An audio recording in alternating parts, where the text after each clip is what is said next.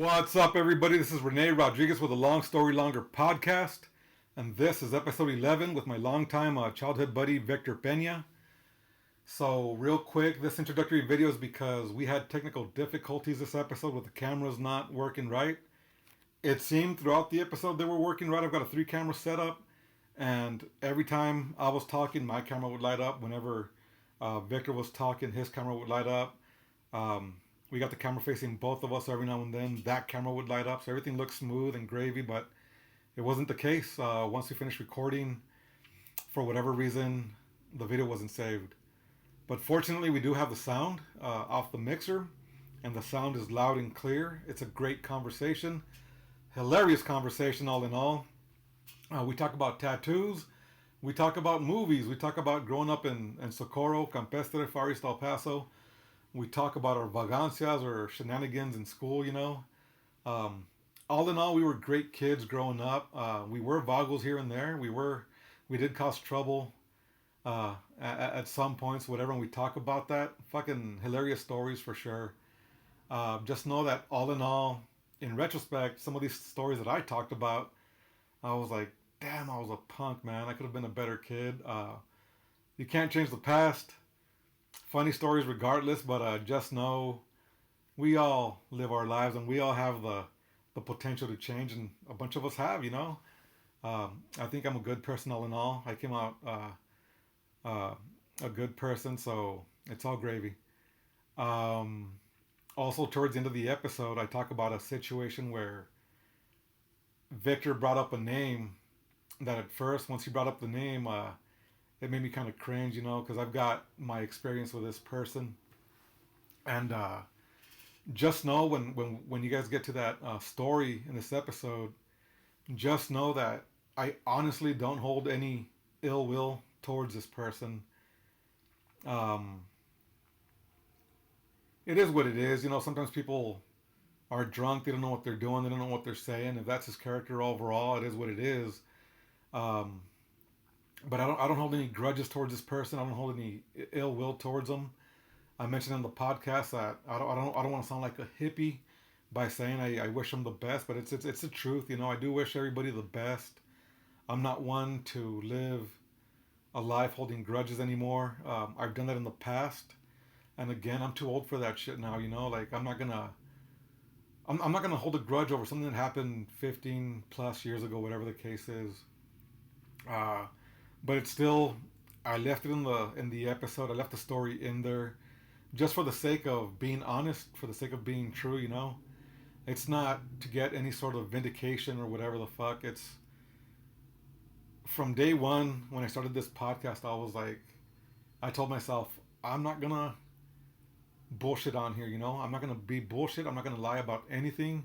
I'm gonna say things as I remember them. I'm gonna say things with full exposure to the truth. Victor mentioned this dude is in a better place now from the last time that he ran into him, and I'm honestly happy for that, you know. And I did mention on there too that at some point in life he did end up coming over to my house to chill for a little bit, and it was a far better experience than the previous situation. But honestly, again, it's all good and gravy, man. I wish everybody the best. I wish everybody nothing but a positivity, nothing but great things in life. Everybody live your dreams. Do what's best for you, you know. And on that note, without further ado, Victor Peña. Peace out. What's up, everybody? This is Rene Rodriguez with the Long Story Longer podcast. And today's guest, my childhood buddy, longtime friend, Victor Peña. Hey, everybody. You guys might find Victor on YouTube on the Asian Without the Persuasion podcast. Yeah, man, it's good stuff, dude. Just don't listen to it around your kids, man. We cuss a lot. We say a lot of dumb stuff. It gets pretty raunchy, so definitely watch it. Just not around your kids. Yeah, we get pretty raunchy too. So it's just a casual hang. We talk the way we talk normally. So for the most part, it's non-filtered. Oh, okay, good. I was actually worried about that. I was like driving over here. I was like, man, like, am I gonna have to like filter myself, censor myself? Like, do I just talk and like bleep me out later, like R2? Like, So I've actually only cut out one thing that people might find offensive. Insignificant.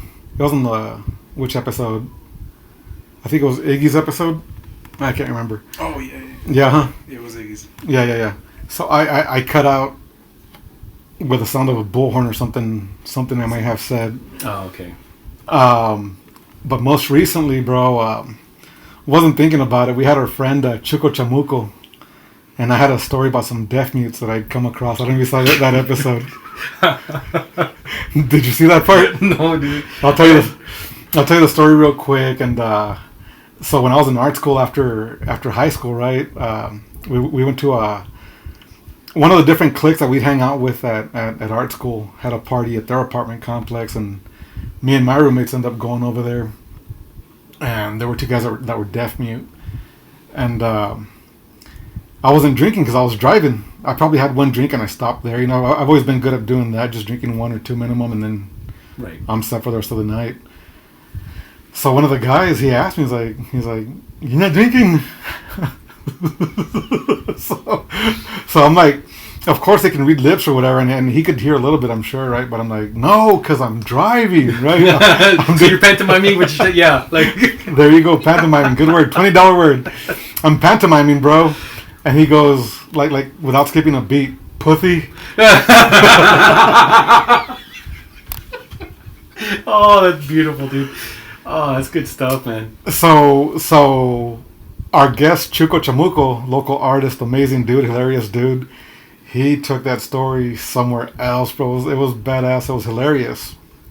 But I had a friend reach out to me, and this is the only time I've apologized for anything because I felt bad after the fact. I didn't think about it till later, and she told me just to keep on doing my thing anyway. She's like, no, do you? I didn't take offense to it or whatever. I still apologized. Reason I apologized was because she's got 2 kids with the cochlear implants, and I kind of felt bad after she congratulated me on the podcast. You know, I was like, yeah, I mean, it's an actual story that happened, and I'm saying it as the way it happened. I didn't embellish the story or nothing. That's the way it happened, and right. And literally in the story, I'm the joke, you know, because he did call me a pussy. Yeah. But I kind of, in retrospect, I kind of felt bad with that story, bro. Yeah. No, I get you. Like, who wouldn't, right? And just like, you feel like put your foot in your mouth and. Mm-hmm. And then that's when they turn back around and look at you and like, pussy. Yeah. You're like, yeah, bro. So when she was congratulating me on the podcast, I can't remember what podcast episode she said she saw. But I was like, you know what? You might want to avoid this one. I don't care to offend you. And I told her what was in there. I told her the substance of my joke and everything. And again, she said, just do you. You're doing your thing. That's cool. But I feel like if anybody would have warned me, I'd be quick to jump on that episode and see what was said. Yeah. Firsthand what was said. Yeah, like I want to see what it was. Yeah, no, for sure, dude. Oh yeah. And so on the last episode, you made it as a cameo appearance in that episode with Didi Dominguez. With Didi, dude. Yeah, I saw that. Dude, the James Bond thing had me giggling so hard, dude. Like as soon as I saw my picture pop up, I was like, no, mames, that's funny, dude. So yeah, no, just to clear up like some of the stuff that Didi had talked about. It was this shoulder piece right here, the crow. Like she's super cool. You know, I've always felt very comfortable sitting in the chair with her and everything, and she did give me an option. You know, she's like, hey, dude, like it's gonna be a lot. We can do it in 2 sessions. So I can do like all the blacks first and do the outlines and shadows and everything, whatever stuff, and then go back later, and then we'll fill in all the color and whatever the shadows we need to put in and stuff and finish it off. And I was like, you know what, like, nah, like knowing myself, I'm pretty sure that I put it off too long and then it wouldn't get done for a while and all this stuff. I was like, nah, like, you know what, just don't chingazo. Yeah, just, you know, just hammer it out. Like if it's okay with you, like if you're cool with that. And she's like, yeah, I'm fine. And like I expected it to be a long sit. I didn't expect it to be 9 hours, dude. Yeah, she said 9 hours, bro. Yeah, 9 hours, dude, just sit in the chair, man, and you know, she was doing her thing. We took a couple of bathroom breaks here and there, whatever, but yeah, for the most part, I sat there and everything, and you know, trying not to cry, and you know, biting my lip and stuff, dude, and you don't look like a punk, you know.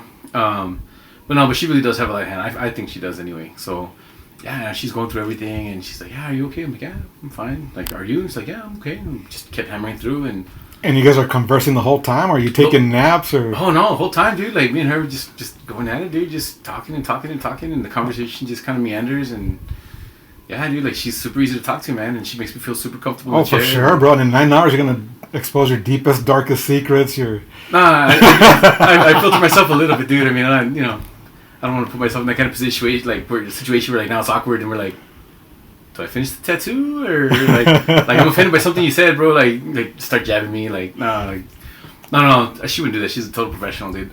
She's so cool, bro. Yeah, she really is, dude. And I remember like the first time, the first tattoo I got with her, I don't remember which one it was, but we're sitting there in the chair and everything, and turns out that we're talking about like wrestling and stuff, and I was a Hulkamaniac when I was a kid, so was she. So we kind of like, oh shit, yeah. So we started talking about that and everything, whatever and stuff, and.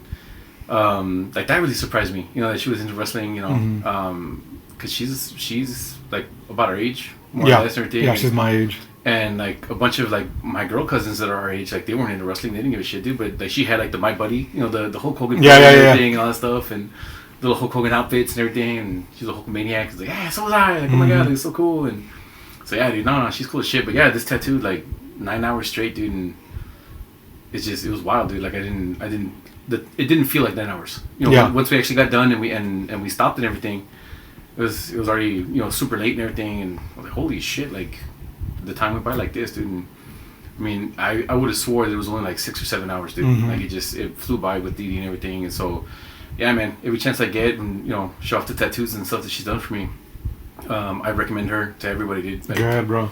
Yeah, no, she's cool as shit, man. She's really good at her job, and yeah, she does really good work. Everybody who's seen The Crow, dude, they all say the same thing. Like, man, her line work is great, dude. Like, it's all like super detailed and everything. Like, yeah, man, she's awesome, dude. Yeah, so I've got people that have inquired after that episode asking about her, and I'm like, yeah, I'll put you in contact with her, and have yet to do so, but I will. So.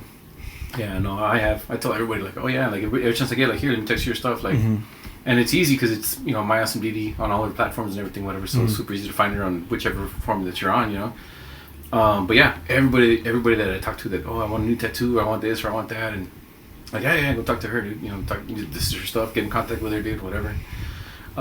This one dude from the bar I hang out, I showed him the tattoo, and he's like, oh my god, dude, it's such great work, and who did it, blah blah blah. And I told him, and he just like, you can see like the gears like stop, and he's like, oh, it's a chick. Like, yeah, it's she's a girl. She does tattoos and everything, whatever. She's good. And this guy launched into this whole thing, dude, and like all of his like insecurities like totally popped up because his girl has like a tattoo like on her hip, like right back here, and she wants to cover up because for whatever, it was an old tattoo, or like it was her first tattoo and it's kind of shitty. She wants to cover it up or whatever. And this guy was like, yeah, bro, but I don't want some like random dude like feeling up on my chick while he's doing a tattoo. And I was like, dude, like it's on her lower back. Like, how much feeling up do you think he's gonna be doing, dude? Like. But like you could just tell, like it was all there, dude. Like no, like I don't want some vato like lifting up her shirt or maybe like touching her nalgas or something while he's doing this and that. And call Didi, bro. Like just she'll take care of you. Yeah, just But then even then he's like, okay, bro, you gotta text it to me, but like text it to me like you're not texting it to me, right? Because I don't want her to think that you're sending me like cochinadas, dude. I'm like. It's a tattoo artist page, bro. Like it's just full of tattoos, dude. Like, she can look it up herself and see what it is. Right. Yeah, bro. But I don't want her to think that you're sending me like a porn link or something, dude.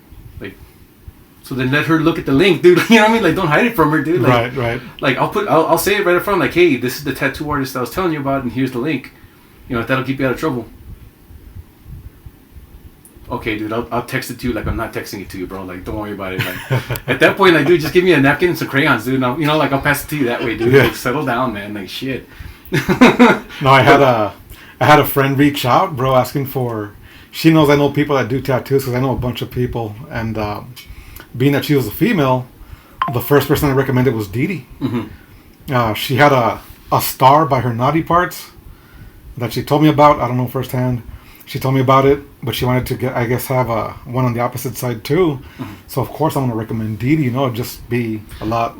Right, and I get that. Females are gonna be more comfortable with female artists and everything. For sure. Yeah, I get it. But then I think I reached out to Didi before she did, or she might have contacted her or whatever, and she couldn't within the time span that this person was wanting to get it. So she went with one of my male buddies that does tattoos too, and she ended up liking the way he was professional about it too. But of course, being a female, I went the DD route first because I figured it'd be a lot safer. Right. Yeah, for sure, dude. And my male homeboy, he's safe for sure too. I'm just saying. Right. No, I mean, looking at it from a woman's perspective, you know, like, yeah, especially if it's near the naughty parts, you'd probably feel more comfortable being with another female rather than just, you know, some dude that you don't necessarily know, even though he's professional. First impressions and all that and everything. And, for sure. You know, trying to be safe as a woman and everything. Like, no, I totally get it, dude. And my homeboy Adrian, he's a professional. He's not a marrano. He's a badass dude too, bro. So I'm glad whenever she was done with that tattoo, she's like, oh yeah, he did a great job. I'm gonna come back to him later. Like, all right, cool, you know. Right. Like, yeah, it's awesome. Yeah, man. So. So after that tattoo, like I've been thinking about like the next one, right? Like, what do I want for the next one? What do I want for the next one, dude? And I know people told me like before I even got my first one, like, dude, like once you start getting tattoos, dude, like they're addictive. You're gonna just gonna want more and more, and next thing you know, you're all black yellow and this and that and whatever.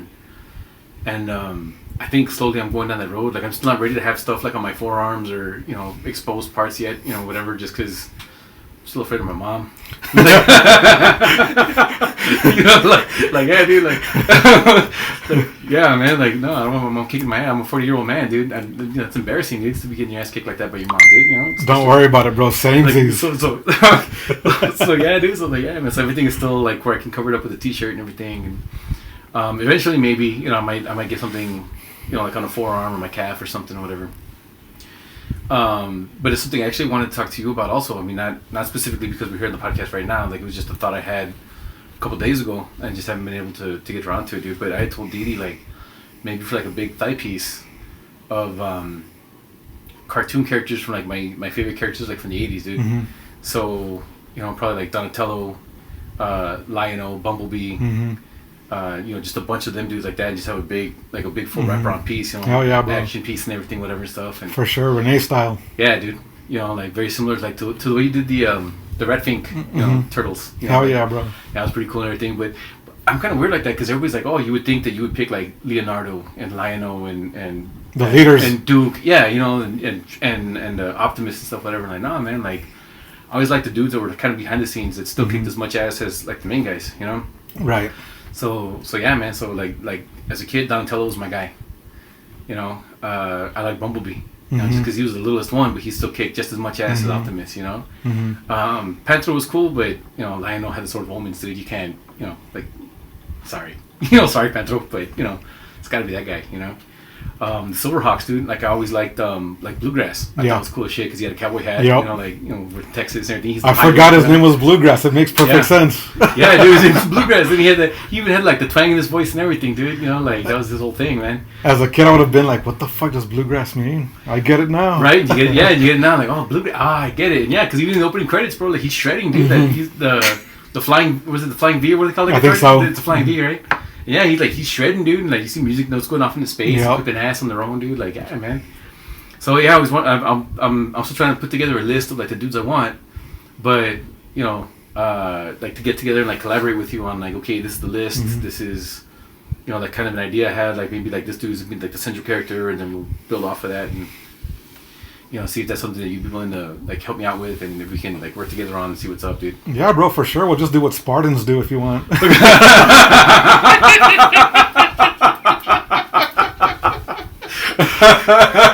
Inside joke. Inside joke. Literally. Oh man.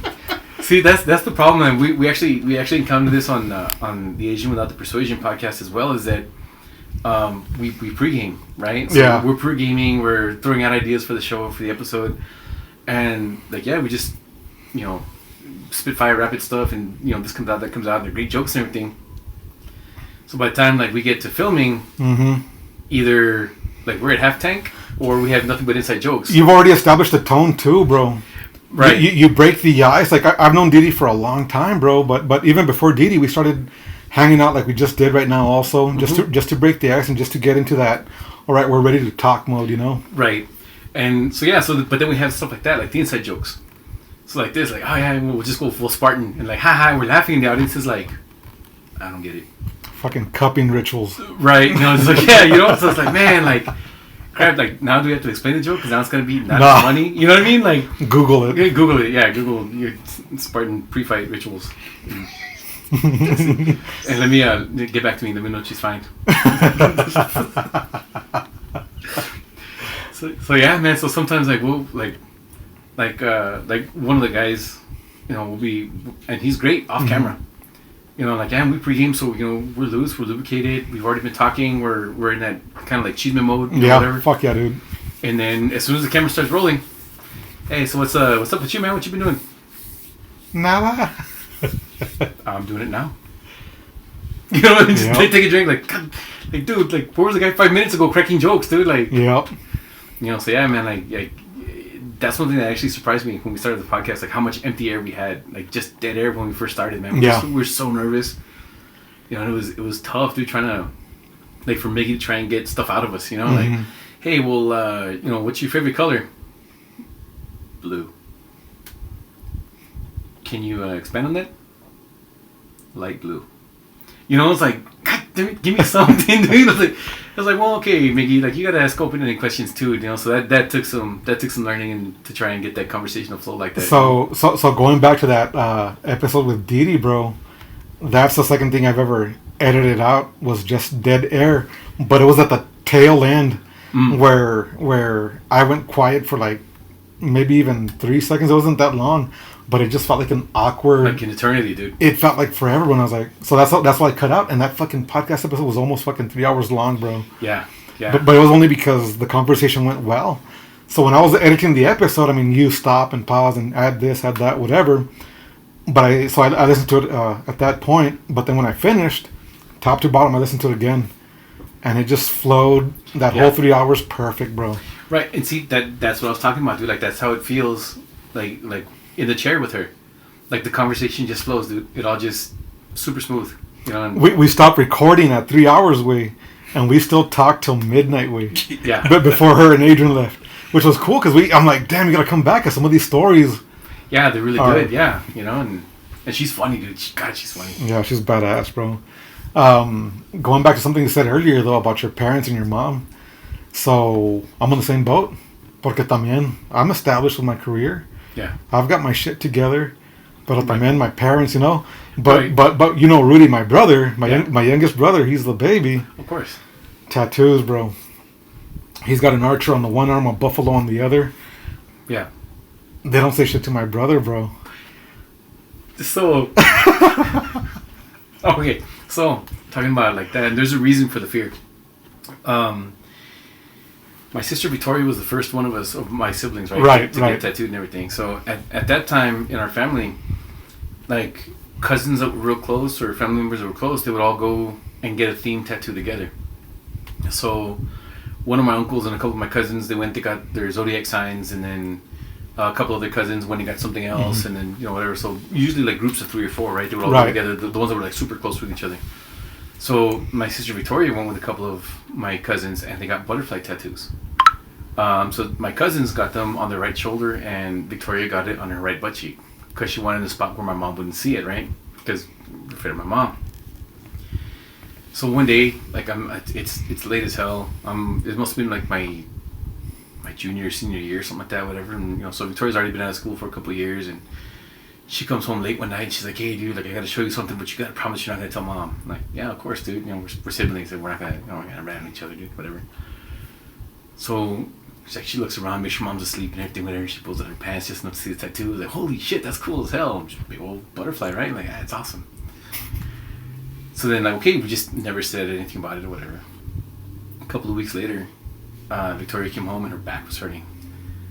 So my mom was like, "No, just lay down on the bed, like, I'll rub your back for you, whatever stuff, and work out the knots and everything." So I'm in the living room again. My mom, like, they're in Victoria's room, whatever, like, she's rubbing her out and everything. And so apparently at some point in the process of my mom rubbing my sister's back, she pulled down her pants just to get her lower back, and she saw the top of the tattoo. So then my mom pulls them down and sees the whole butterfly. And while she's sitting on her legs, starts smacking the crap out of her, dude. So, like, Victoria, like, she gets out of it, right? And she starts like running around the house bare-assed, and my mom is chasing her dude with a belt, like whipping her ass, dude, like up and down the house. And I'm laughing. You know, I think it's the most funniest thing in the world, right? Because I knew about it, whatever stuff. But as soon as my mom found out that I knew about it, then she's chasing both of us around the house, right? Like, yeah, dude, like kicking our asses, right? Like me for knowing and not saying anything, and of course Victoria for doing it, right? So fast forward a couple of years later, I got this tattoo on my left shoulders of my family crest, and I had completely forgotten about it, dude. And my mom had gone out of town for something, and I had to go pick her up at the airport. So I show up to the airport, and I'm wearing a sleeveless shirt. I completely forgot about my tattoo. So I walk to the terminal. I pick my mom up.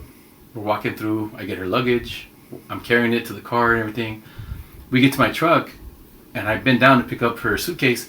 And when I do this number to put it in the back of the truck, that's when she sees it. And she just looks at me, and I just icy, bro. Like I could feel the temperature drop and everything. And I was like, oh shit, it's coming. And yeah, man, right there in the parking lot of the airport, dude, she kicked my ass. Oh, shit. Like in front of strangers and everything, dude. Like, and it was that kind of ass whipping that, you know, like most people would be like, hey, stop hitting your son like that. And like, then you gotta say something to like, hey, don't tell me how to raise my kid. No, dude, it was that kind of cold ass whipping, dude, that people like looked and said, oh no. And they were just like, no, I'm not gonna tell her anything because she'll get us next. Like, no, just, and the people just kept walking on by, and I was just like, God damn it, like, say something, please. And no, so she whipped my ass in the parking lot, dude. So fast forward again another couple years, and it was actually this tattoo. Me and my little sister, we went to go get them together, and this is actually a tribute for my grandpa, her dad. He's had a little cross here, like as long as I can remember. Like he's always just had a little cross, dude. And his story is like he got it when he was like 12 or 13. Like he was super young when he got it, whatever and stuff. Mm-hmm. He's had it his whole life. So we wanted to get a tribute tattoo. So it was Easter Sunday, like 5-6 years ago, maybe something like that. And me and my little sister went to go get tattoos and everything. And by that time, my mom had already seen like one or two of my other tattoos and stuff. So she was like, she stopped whipping my ass. I still don't want them out in public where she can see them, but you know, whatever. So we come back from the tattoo parlor, right? And I tell Victoria, I'm like, hey, dude, it's Rachel's turn. You know, like check it out, bro. Like we just got these together, dude. Like mom's gonna get her. Mom's gonna get her, dude. And Rachel showed my mom and everything, and my mom just had the complete opposite reaction, like, oh my God, you got it for Grandpa? That's so sweet. Look at that. And me and Victoria were just like, I hate you. We were both so mad, dude. Like, God. So yeah, Rachel never got her ass whipped for her tattoos. We're kind of mad about that, but you know, it is. But Rachel's the baby. Yeah, my brother that passed on, I want to say he was probably the first, if not him, my Uncle Emilio. They were the same age. Mm-hmm. And Rick is my brother that passed away when I was in high school. But he had a dragon that tore out of his arm onto his chest and one of the wings onto his back. And it was pretty detailed, pretty nice. Oh, okay. So even for the early 90s, that was like intense, you know? Yeah, yeah. And I don't know if I ever heard my parents say that about him, but I remember they'd hear about other people throughout time getting tattoos. No se sabe ni limpiar el culo y se andan pintando. Y, you know what I mean? Yeah, yeah. So then, cut to, I get my first one, and of course, you know me, I love the Chili Peppers, right? Right. I've got the asterisk logo. It was my first one. And I was living with my parents. And I was sleeping with a sleeveless shirt, I think. And my mom saw it when I was asleep. And I just remember waking up and she was giving me attitude. She was pissed off about it. Like, did you wake up in a coma? No. Oh, okay. No. She played it cool, bro. But then later on, my dad's like I noticed I got the cold shoulder that whole day. And then my dad later on, hey, que tienes un tattoo? No cierto. I didn't know. What do you mean? Yeah. Yeah, bro. So, and as far as you've known me, I don't know if you remember, but I was always big into Superman and Batman, right? Yeah. And so Ryan's middle name is Kal-El. Mm-hmm. So that's the one that I do have down here. I don't want to go basic like other people and get the Superman logo, you know, and right. So I went original, bro. 1940s original Superman. Oh yeah. With it's old school tattoo style. Yeah. I got it a couple weeks after Mijo was born, and they haven't seen that one, and I don't think they ever will. But if se me pongo a pensar, like I started thinking about how everybody that knows me is surprised I don't have any sleeves yet. Right. And it's because of my parents for sure. Yeah. But then the older we get too, it's like I want them, But on the same token, I'm in a situation where I got fucking bills to pay, bro. Right. You know, it's like, man, I got a son to raise. Right, and even that, it's like, it's not so much like, for people who are wondering, it's not so much of like the stigma of like, oh, this and that, whatever stuff. It's like, it's just the fact that the money, dude. Yeah. Tattoos are expensive. It's like, man, like, I can use this money for, you know, Mijo's band instrument rental, or I can use this money for something he wants for Christmas, or I can use this money for groceries, dude. Exactly. Or you know, where it's like, you know, that's what it is, you know, because like, yeah, I mean, I would love to have something a little bit farther down or whatever and stuff, but. And the older we get, like me personally, the older I get, I'm looking for a good deal. But that's not something you can take a fucking deal on, bro. Right? Like, I got a Groupon, you know, like show up and like, no, that's not how it works, dude. Like, you want some hepatitis with that tattoo? Yeah, right. Yeah, exactly, No. dude. You know, so it's like, yeah, at the same time, like, yeah, I want more. I want a lot more. But it's like, yeah, I could use this money for something else, dude. I can use, you know, whatever. So yeah, man, what I found myself doing is actually just putting a little bit of money aside, you know, $10-20 out of each paycheck. And then when I finally get enough to where, like, okay, this will cover the next tattoo, then, like, I'll contact Didi and, like, okay, hey, Didi, like, how much did you say this tattoo was? And she's like, oh, this much. Okay, give me a couple weeks. I gotta save up a little bit more, you know, and then save up a little bit more over another month or two or whatever and stuff. And it's like, yeah, like, it took forever to save up for this one, dude. You know, this is my most expensive tat so far. And it's the biggest one, the one with the most color and everything, whatever. So this one was actually the priciest one I've had so far also. So I know, like, the one on my thigh is going to be really expensive. So, like, that one probably might not even be for another year yet while I just, you know, put money aside or whatever. But, yeah, you're absolutely right, you know. It's like, yeah, I want more, but, like, I could use that money for something else, dude. I can use that money in better ways for my kid, or I can do something, like, take my kid to the movies that day instead of, you know, going and get some small, you know, little banger tattoo, whatever. Like, oh, you can always spend on something better, you know. And my buddy Danny, he recommended his brother to me at one point. Does real detailed work, and actually Aaron Jones, that used to play for Utah, played for Green Bay, now the Vikings. Whenever he's in El Paso, he's who he goes to. Oh, wow. And he'll have like random. He hasn't had it in a while, but whenever I would see that he's taken raffle donations or put in $20 and you might win a tattoo, whatever. Right. So I've seen him do the raffles. I think I've partaken in that maybe twice. Just hoping I get lucky, porque así, pues $20 is $20, you know? Right, yeah, it's a lot easier, and yeah, I got you. But he does amazing work. Yeah. Bobby O Tattoo on Instagram. Okay. Bobby O Tattoo does amazing work. Yeah, gotta check him out. Check him out, dude. Yeah, that was another thing, too, that I kind of kicked myself in the ass now for not doing. When Didi was at the, either at the Ink Spot or the places she was at before the Ink Spot, they used to do holiday flash sales.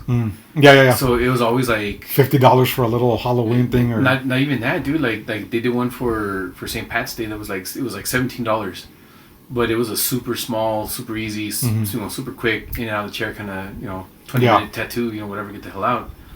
And I never took advantage of that and got like a St. Pat's tattoo or like a Halloween tattoo or whatever, just to get some quick flash or whatever. And I wish I would have, you know. Well, you know, it is what it is, dude. So, Didi, heads up, start doing that. Right? Yeah, no kidding, right? I mean, I don't know. Maybe now that she's on her own, she might. I mean, obviously she has the creative freedom to do so, but I don't know if that would actually be like cost feasible for her. You know what I mean? But I hope she thinks about it. I'm definitely down if she does.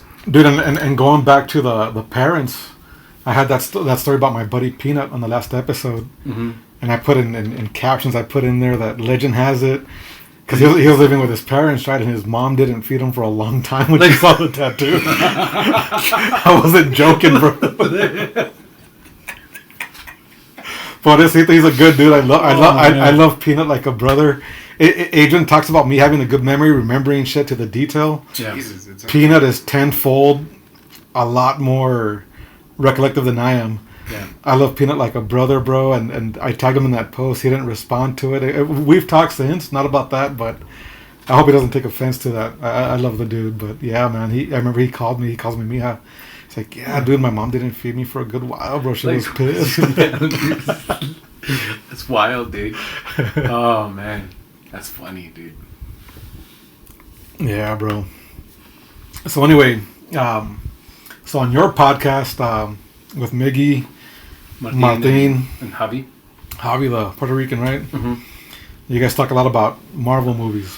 We do. We do. Actually, as a matter of fact, we need to get back on it, dude. Yeah, bro. The original idea that Mickey wanted was every third movie we would be talking about a Marvel movie, or every third episode would talk about a Marvel movie.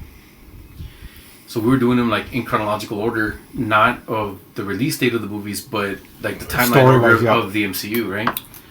And so for a while there's okay, hey, you know what, we're talking about, it's gonna be Captain America vs. Avenger, cool. So we'd watch the movie as we pre-gamed, and then we would start the podcast, and then we'd have the movie playing in the background. So as we're talking about it, we'd be like, oh, hey guys, look at this part. If you notice this and that, whatever, slow it down. So we would do that, and we just kind of gotten away from that a little bit. We probably need to get back to that and just start up again. I don't remember which was the last one we talked about. I do like that you guys do that, because I nerd out with that shit too, and you guys are bringing up points that maybe I had forgotten about, or maybe I just didn't even know either. So it's pretty cool. But honestly, whenever you guys talk about other shit in between that, I'm laughing my ass off, bro. And yeah, dude, honestly, man, it's one of those things that Miggy had already kind of had the idea that he wanted to do a podcast, but he wasn't totally sure what he wanted to do. And one day we were just sitting around and we were discussing the latest Marvel movie at the time, right? I don't remember what it was, but we were there talking and everything, and Martin's friend Reyes, he was just there enwrapped. He's watching us and just back and forth, and it's oh my god, I didn't know that. Oh my god, I didn't know that. Holy shit, that did happen. And then all of a sudden out of the blue, he's like, dudes, you should make a podcast and just do this. And we all kind of stopped and they're like, what do you mean this? He's like, yeah, like this, the way you guys are just talking right now, that should be your podcast. Just normal guys talking about normal stuff, whatever. And all the comic book stuff you're talking about right now, I'm sure there's guys out there that want to hear it too, and you guys are funny and this and that and everything. And the idea just kind of grew from there. And Miggy went and got all the equipment and we started filming, and it's gone on from there. And I think, I don't even know how many episodes we're up to now, but we've already been filming for a little over 2 years now. Yeah. Or close to it, yeah. So. Yeah, I remember you told me from episode 1.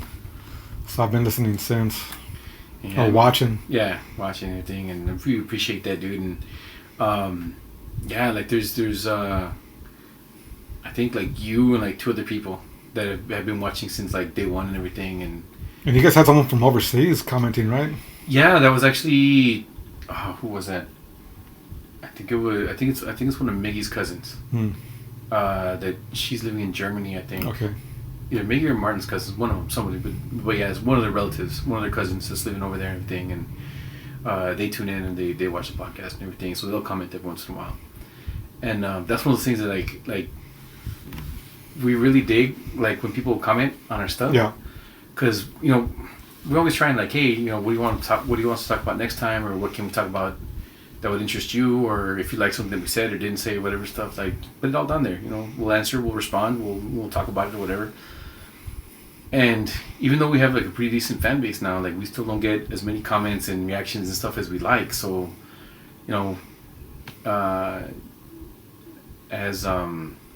as content creators, we kind of feed on that. Yeah, no, for sure. And I would like to even recommend to your audience, hey, post all that stuff. Put it down there. It helps the algorithm, all that stuff, whatever. But more than anything, we just like the feedback. For sure. And okay, whether it's good feedback or bad, whatever. Just give me some feedback, man. Let me know. Just be able to make minor tweaks or even apologize sometimes. For something that I might have said that might have offended somebody. Oh, hey, you know what? I'm sorry. That was insensitive of me.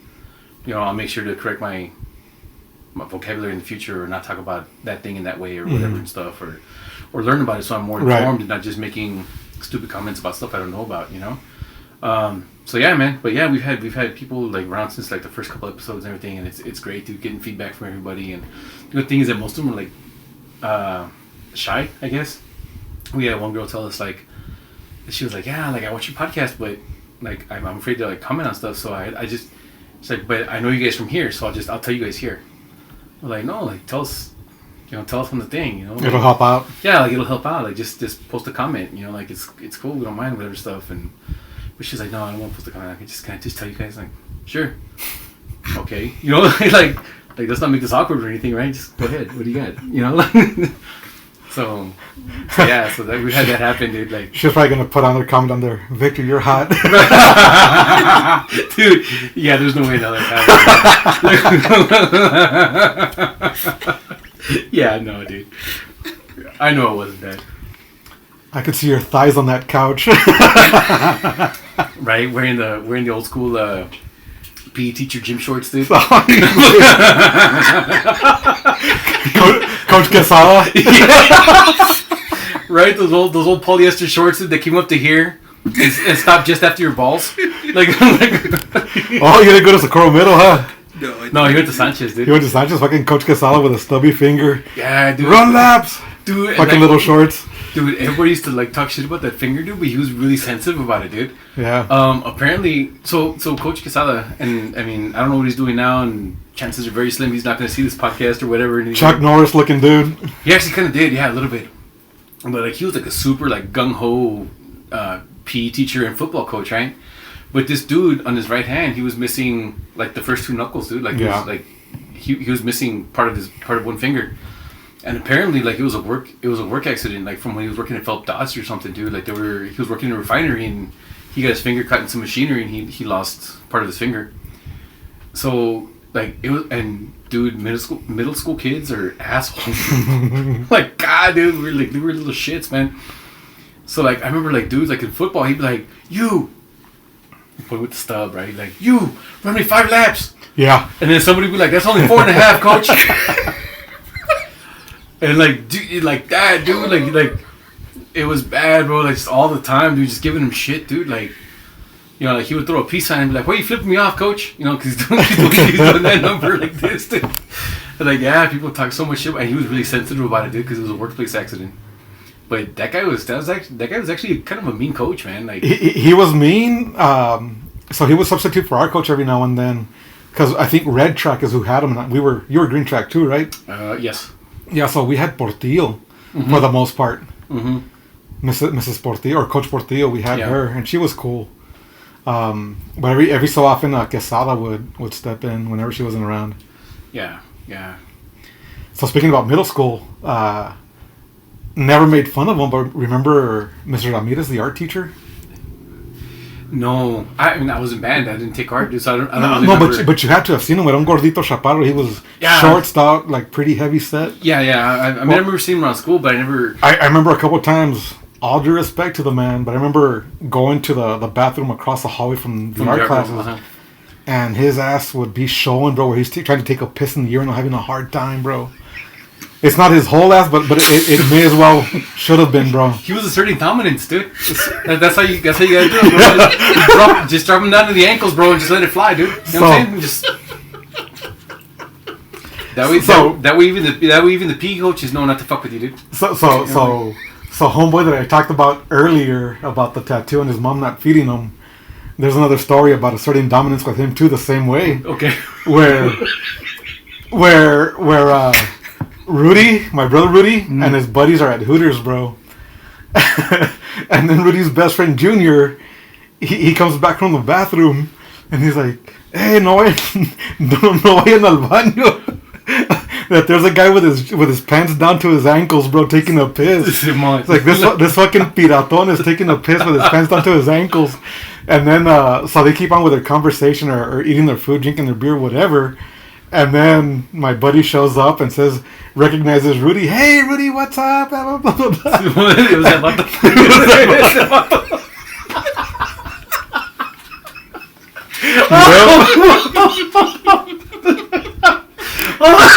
The same way. The same way. Shit. Oh, that's awesome, dude. Yeah, no, I recently I just saw a meme about that dude, and like, yeah, man, like, yeah, the guy in the red shirt. Yeah, that's how you assert dominance, bro. Just throw your pants down your ankles and just Superman it, bro. Captain Morgan, if you can. You know, if there's like a footstool, just. No, I was always like this up against the urinal, bro. Con pinche dominance, bro. Right? Like, no, I'm good. Just park it in here. I'm gonna risk herps. Oh shit! No, like one thing I never understood, right, is like that there's guys that they go to a men's room and they think the urinals are gross, right? So they go into stalls, But then they piss on the seat, they piss on the floor, they piss on everything, whatever and stuff. But they don't want to piss in their urinal. But that same asshole will easily take a piss behind the shed or by a tree. It's like, bro, like, what's the difference, dude? Like, you know, I don't get it, dude. Like, why one and not the other, dude? Like, or like, why make a mess for the next guy, dude? You know, like, just use the urinal, bro. Like, pretend it's a tree. Like, should we start painting them to look like trees? Would that help, guys? or what I always hated too, bro, was going to the movies, bro, and they got all these fucking urinals to choose from. Oh, and the one about the always like parks right next to you? Right fucking next to you, bro. Yes, dude. So come that way. Yeah, dude. So for the female audience out there, there are like certain unspoken rules that guys do that literally unspoken. Like, my dad never taught me this. Like, my uncles never taught me this. We just kind of do them, you know? So it's always a thing of, like, at the urinals, you always skip a urinal. You know, like, okay, unless there's no options. Unless there's no options, right. In which case, it's acceptable. However, keep your eyes on your own work. You know, like, just, you know, keep your eyes to yourself. Definitely keep your hands to yourself, you know? Even if you are asserting dominance, don't look at other guys. Don't make awkward eye contact. That's just weird for everybody, you know? Weird conversation. Right. I get that a lot, actually. When I'm trying to take a piss, like at the movies or wherever, dude, or even at bars, dude. I'm standing there at the urinal taking a leak, and man, it's kind of hot today, huh? You talking to me? Yeah, and anybody else in here? Like, fuck, he's talking to me. Shit.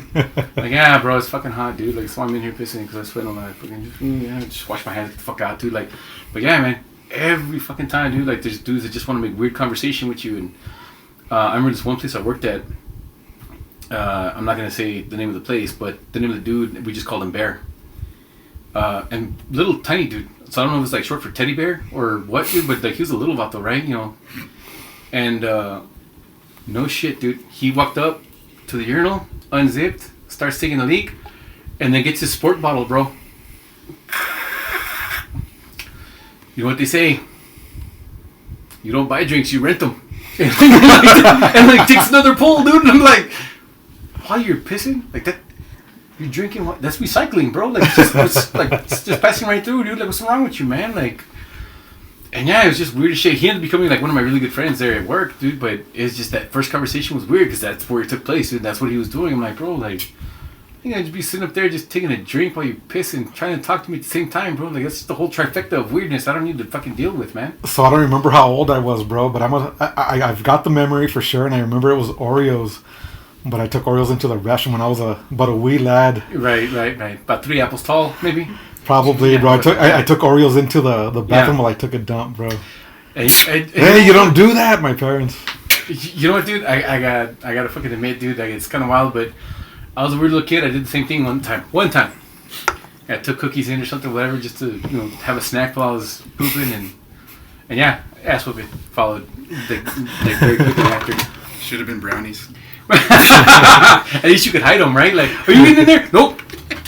Just tuck them down there, whatever. Peach or margarita? It's margarita, dude. That'll cap off the full gamut of all the drinks. But yeah, so no, I've done that, and I mean, I'm not proud of it, but yeah, I was also tiny, dude. I was a little kid. I didn't know no better, man. Like, I think I just started potty training. I was kind of proud of myself. You know, I knew I was going to be in there for a while. Couldn't read yet, but I knew I could eat cookies. You know, so it's like, yeah, man. I might have been about 7 years old, give or take, if I'm thinking correctly. Yeah, it was about. I should have had a little bit more sense, but. Right, but I mean, we're dudes. We're still 7 on the inside, all of us. Oreos are delicious no matter where you eat them, though, bro. You're damn right, dude. You're damn right. That was one thing. Like, I got into a bit of a thing with some random person on Facebook one time. You know, they posted something about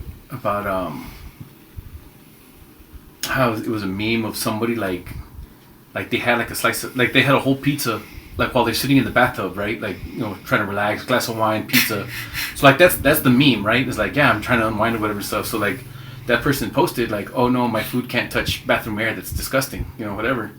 So then I responded to that dude and I was like, wait a minute, dude. So like food in the bathroom is gross to you, but your toothbrush being in there is okay? Mm-hmm. Like, you're an idiot. You know, like, so we got the whole thing, whatever. I'm like, yeah, dude, like, I mean, like, really, come on, bro, think about it, dude. Like, particles. Yeah, dude, you know what I mean? Like, yeah, you rub that thing all over your teeth, bro, like, and that's in the bathroom, like, but you don't think about that, right? Right? Yeah, dude, like, come on, bro. That one, or I got into something. I tell you, man, I have the weirdest conversations with just the most random people, man. There was another one where somebody was crapping on gas station food, and I used to work at a gas station.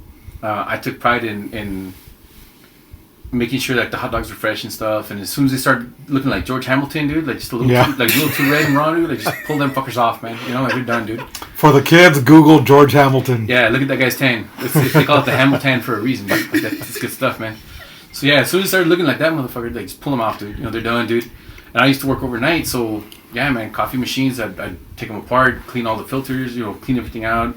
The cappuccino machine, also. So I took pride in the food that I served at the gas station, right? So I kind of took a little bit of offense to it. I know not every gas station like it feels the same way, but you know, whatever, right? Like, you know.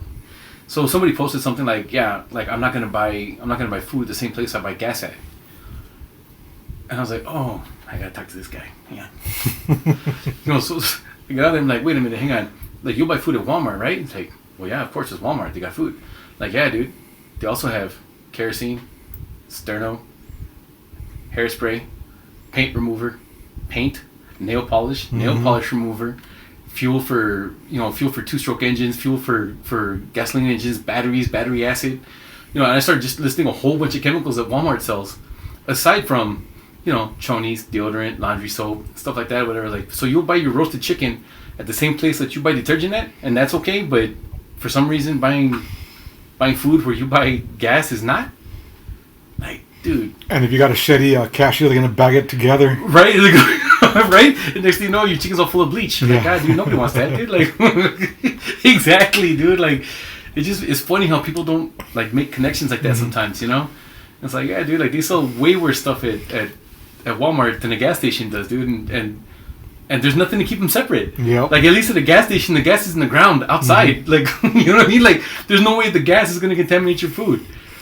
Dude, I saw recently that this was a couple months ago.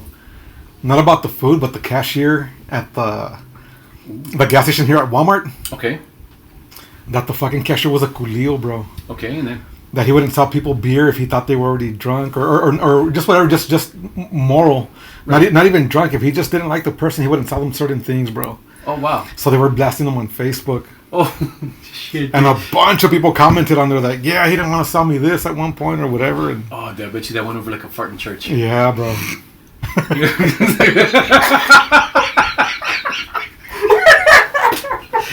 Dude, at this point, I'm really just trying to make Adrian laugh. I'm just trying to say the weirdest random shit, bro. Dude. See if he's actually paying attention, dude. Like, keep him on his toes, man. Like, he's over here post episode. Man, I'm sorry if I reacted. I'm like, no, dude. No, dude. Fucking react, bro. I want this fucker on camera more often than not, bro. Dude, you should be, man. You should be. It's actually one of those things, right? Like, we were all nervous when we first started and everything, and thinking that, like, I remember going into like, man, I got a face for radio, dude. There's no way in hell I can be on a podcast. And no, that one fat chick, dude, that told me I was hot, she proved me wrong, dude. I'm sorry, that corpulent woman, very nice lady, very rotund, but beautiful. So what's cool with me, bro, is not from one or two people, bro. From a lot of people, they're like, whenever they found out I was doing this, like, of course Rene would be doing this. Right. I love that fucking compliment, bro. Yes, dude. It feels good, right? Like, people are like, oh my god, like, yeah, I can totally see you doing that. Like, and then it's like, well, I mean, it's his podcast. I'm just living on it, whatever. But still, dude, like, it's fun as shit, dude. It really is, man. And being in front of the camera is not as bad as people think it is, dude. Fuck no, my verga, bro. I'm like, and it's not that I want the attention. I mean, to some extent, yeah, we do like the attention for sure. Oh, yeah. But really, it's just, I want to have good conversation. The shit that I enjoy listening to, and it started with Opie and Anthony, bro. Right. It started with Opie and Anthony on XM Radio. I just loved listening to that. And I was like, I want to provide the same, if even just an iota of whatever they provided. Right. And see, that's like what Ray said, dude. Like, when he kind of pitched the idea to us in the first place, was like, why not do it? You guys are already sitting around like assholes just talking about this stuff and laughing. Like, why not just put it on the internet for everybody else to laugh with you, dude? Exactly, bro. Like, holy shit, like, I hadn't thought about it like that. Like, yeah, no kidding. yeah, why not? Put it out there, bro, and then like selfishly, I also think at some point when I'm no longer here, Mijo's gonna have this to look at, you know. Right. Even that, right, for like posterity. Mm-hmm. Just like, yeah, like what did you do when you were, when you were around and whatever stuff? Did you? Ryan's gonna be like, damn, my dad had some stupid opinions. Right? Yeah, be like, well, my dad was a professional pendejo. Check this out.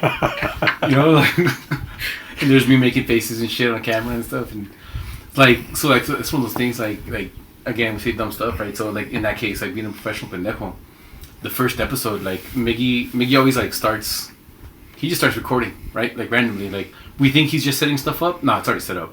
He's just letting him run. He's pretending to check stuff because he wants us to catch us. Yeah. Just natural, right? Just totally in the moment or whatever. Not even. Oh, we're rolling. Right, and it always gets hobby, dude. Every episode, dude. Like, oh, we started filming. Like, yeah, dude. Like 20 minutes ago, fool. Like we've been. You know what I mean? Like this is all just like B-roll footage at this point, right? I hope he doesn't take offense to this, but you guys have your very own fez. Like, yeah, he's our face. Oh, that's good. I'm gonna tell him that, dude. But no, like the first episode, I told my brother and sister about it. My oldest sister Becca, I told her and her husband about it. And I was like, yeah, like just like don't listen around any young kids. I mean, I know your kids are already mostly grown, whatever stuff. Like they'll be fine, whatever. But just like we say some dumb shit and some of it's kind of dirty. Because like, yeah, okay, cool, and whatever. So they take off, and the two reactions that I usually get, from people are both of them, dude. My brother-in-law sends me a text, ha ha ha, you guys are funny as fuck. My sister sends me a text, I don't want to hear about your balls, fucker.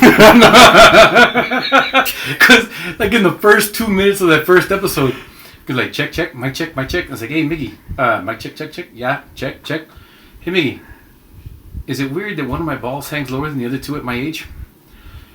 And Miggy just starts giggling. I was like, what, Miggy? Like, I'm just saying, like, at my age. There's one hanging lower than the other two, like, at my age. What's so funny, dude? Like, so I kind of, like, rolled with that for a little bit.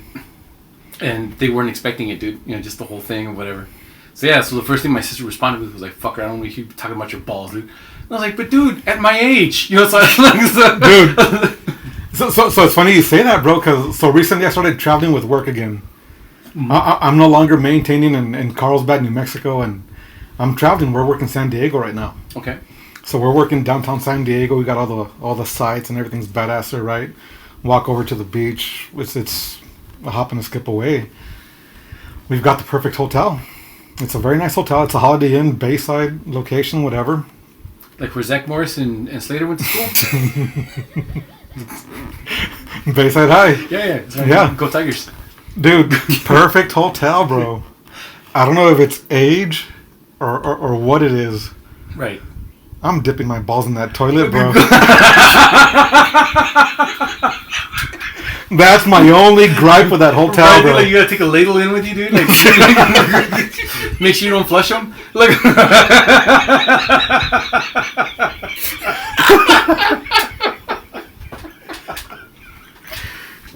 dude, I've been meaning to talk to with the other coworkers to talk to them about that, and I haven't yet.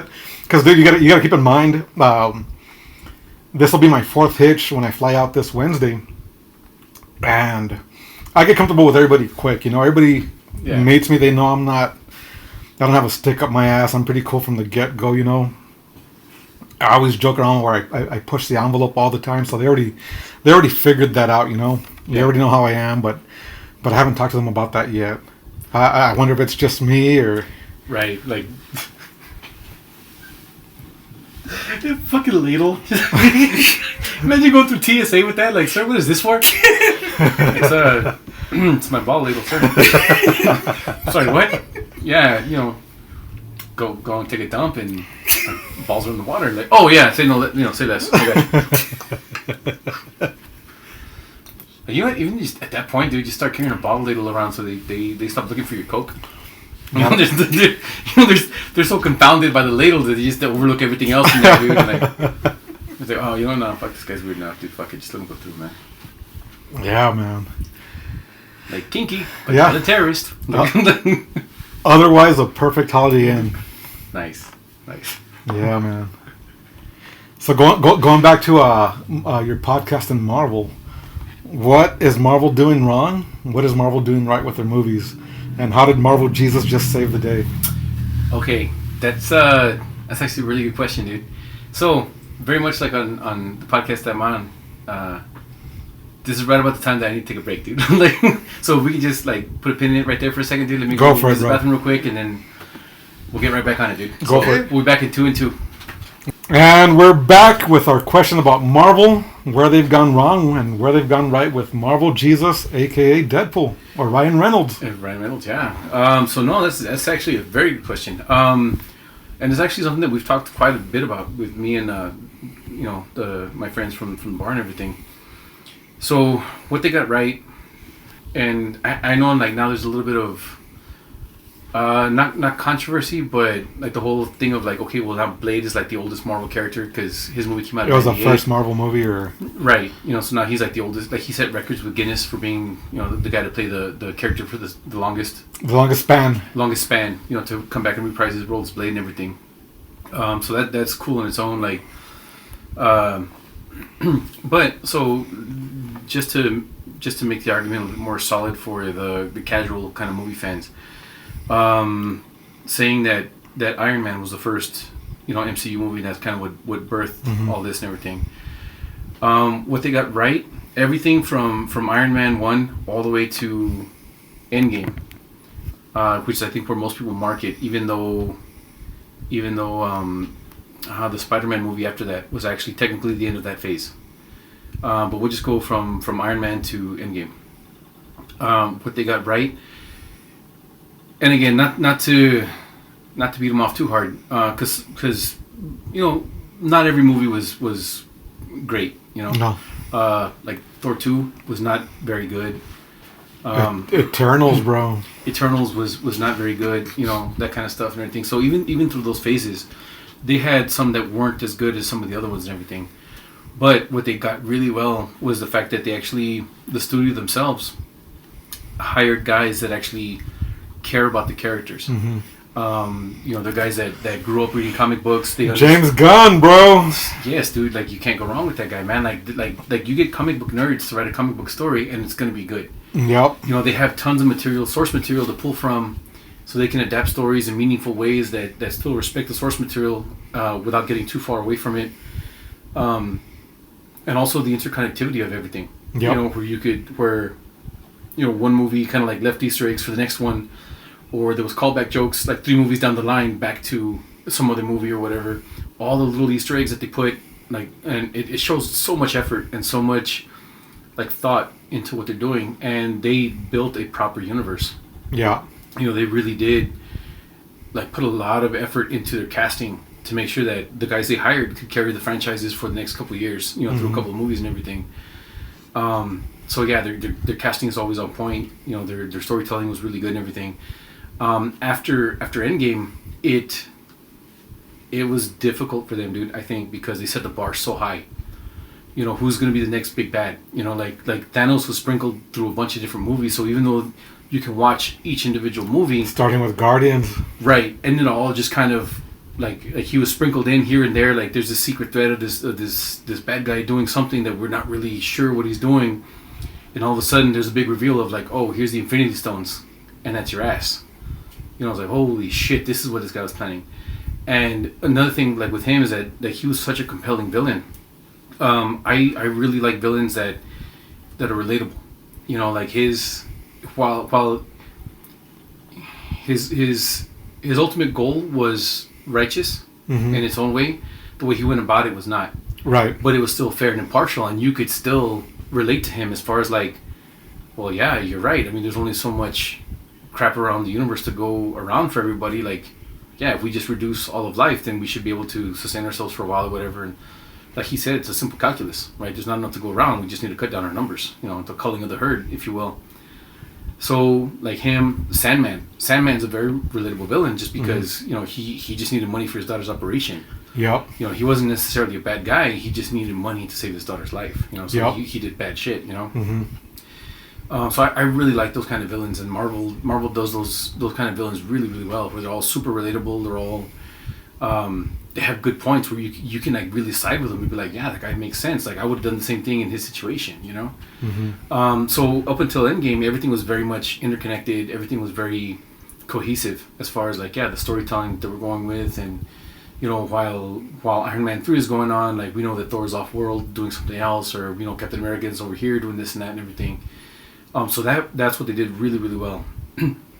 Where they kind of lost it was probably starting with I think it was Spider-Man Far From Home, right? Where they went to Italy, and all that.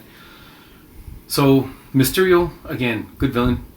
I don't think he was adapted very well for the movie, but his motivations were a little wonky. Like, it's still a great movie though, but it kind of wasted off Mysterio for later purposes. Right, and that's one thing I've never liked. Starting with 89 Batman, when Joker gets killed at the end. Yeah. You know, I was like, dude, why kill the Joker when you can just have him come back in another movie somewhere later down the road? You know, like why? And that was one of those things that DC did with a lot of their early movies, was the villains would get killed at the end of the movie. One and done. Yeah. And I was like, why, dude? Like, you're building a world. You can have these guys keep coming back. And, you know, and especially when DC has such a great storytelling device for that already built in with Arkham Asylum. You know, like, okay, instead of killing the guy off, you lock him up in Arkham. 2 or 3 movies down the road, this guy breaks back out again, and then now you're fighting him again. But now there's some different motivation. There's some, you know, whatever going on or whatever. Like, there's no reason to waste a good villain if you don't have to, you know? So Marvel got all that right. Where they kind of got off the rails a little bit, starting with No Way Home, was the stories all started to feel disconnected. Was it Nick Fury in Secret Wars? That whole thing felt very kind of rushed. It felt disconnected from the rest of the Marvel Universe, which kind of felt sad to me because that story in the comic books was huge. You know, when they first revealed that Elektra, you know, she's there on a slab in a morgue and it's actually a Skrull. Like, that reveal was big, and all of a sudden they're all looking at each other. Even the guys in the same room were like, "Shit, one of you guys could be a Skrull." Am I a Skrull? No, you're a Skrull. Like, you know, you're a Skrull. You know, and all of a sudden the whole Marvel universe just got flipped on its ear right before Civil War. They got too smart for themselves. Yeah, you know, so they told a lot of stories that were just a little too far apart from each other. They didn't feel like they were still part of the same universe. I thought Falcon and Winter Soldier, I really liked it. I liked that they went with the political thriller kind of version of the story and everything. It was like a Jason Bourne movie. Right. It felt like that, right? It felt really good. And you had the Flag Smashers, and especially the tone of, like, well, what happened to all these people after the blip when they came back 5 years later? Like, all these people are displaced, friends and relatives, especially like wives and husbands, boyfriends, whatever, like, they've moved on. Like, but now you're back, so, like, nothing's changed for you, but now, you know, your husband has another wife and new kids. You know, like, how does that affect you as a person? And or, dude, I got chills just thinking about it. Whenever you see Hawkeye and his family just disappears, bro. Dude, that was holy shit. Starting that movie like that was just wild. I was not expecting that at all, dude. I don't think many people were, to be honest. And for him to just be all of a sudden standing alone in a field when he was just, you know, practicing archery with his daughter, and all of a sudden his whole family's gone, like, just, like, yeah, you can see how he became Ronin. You know, like, it's like half of the people disappear, and it just so happens in his case, everybody that matters to him. Right, and that was one thing that, like, we talked about, and people were like, well, why wasn't we like half of your family, right? You know, whatever. Like, no, it's just, that's not how that shit works. That's not how it works. Just half of everybody. So yeah, like, in some cases it was entire families. In some cases, like, entire families weren't even touched. But, like, in his case, he lost 3/4 of his family like this, dude. You know, and it was just heartbreaking, dude.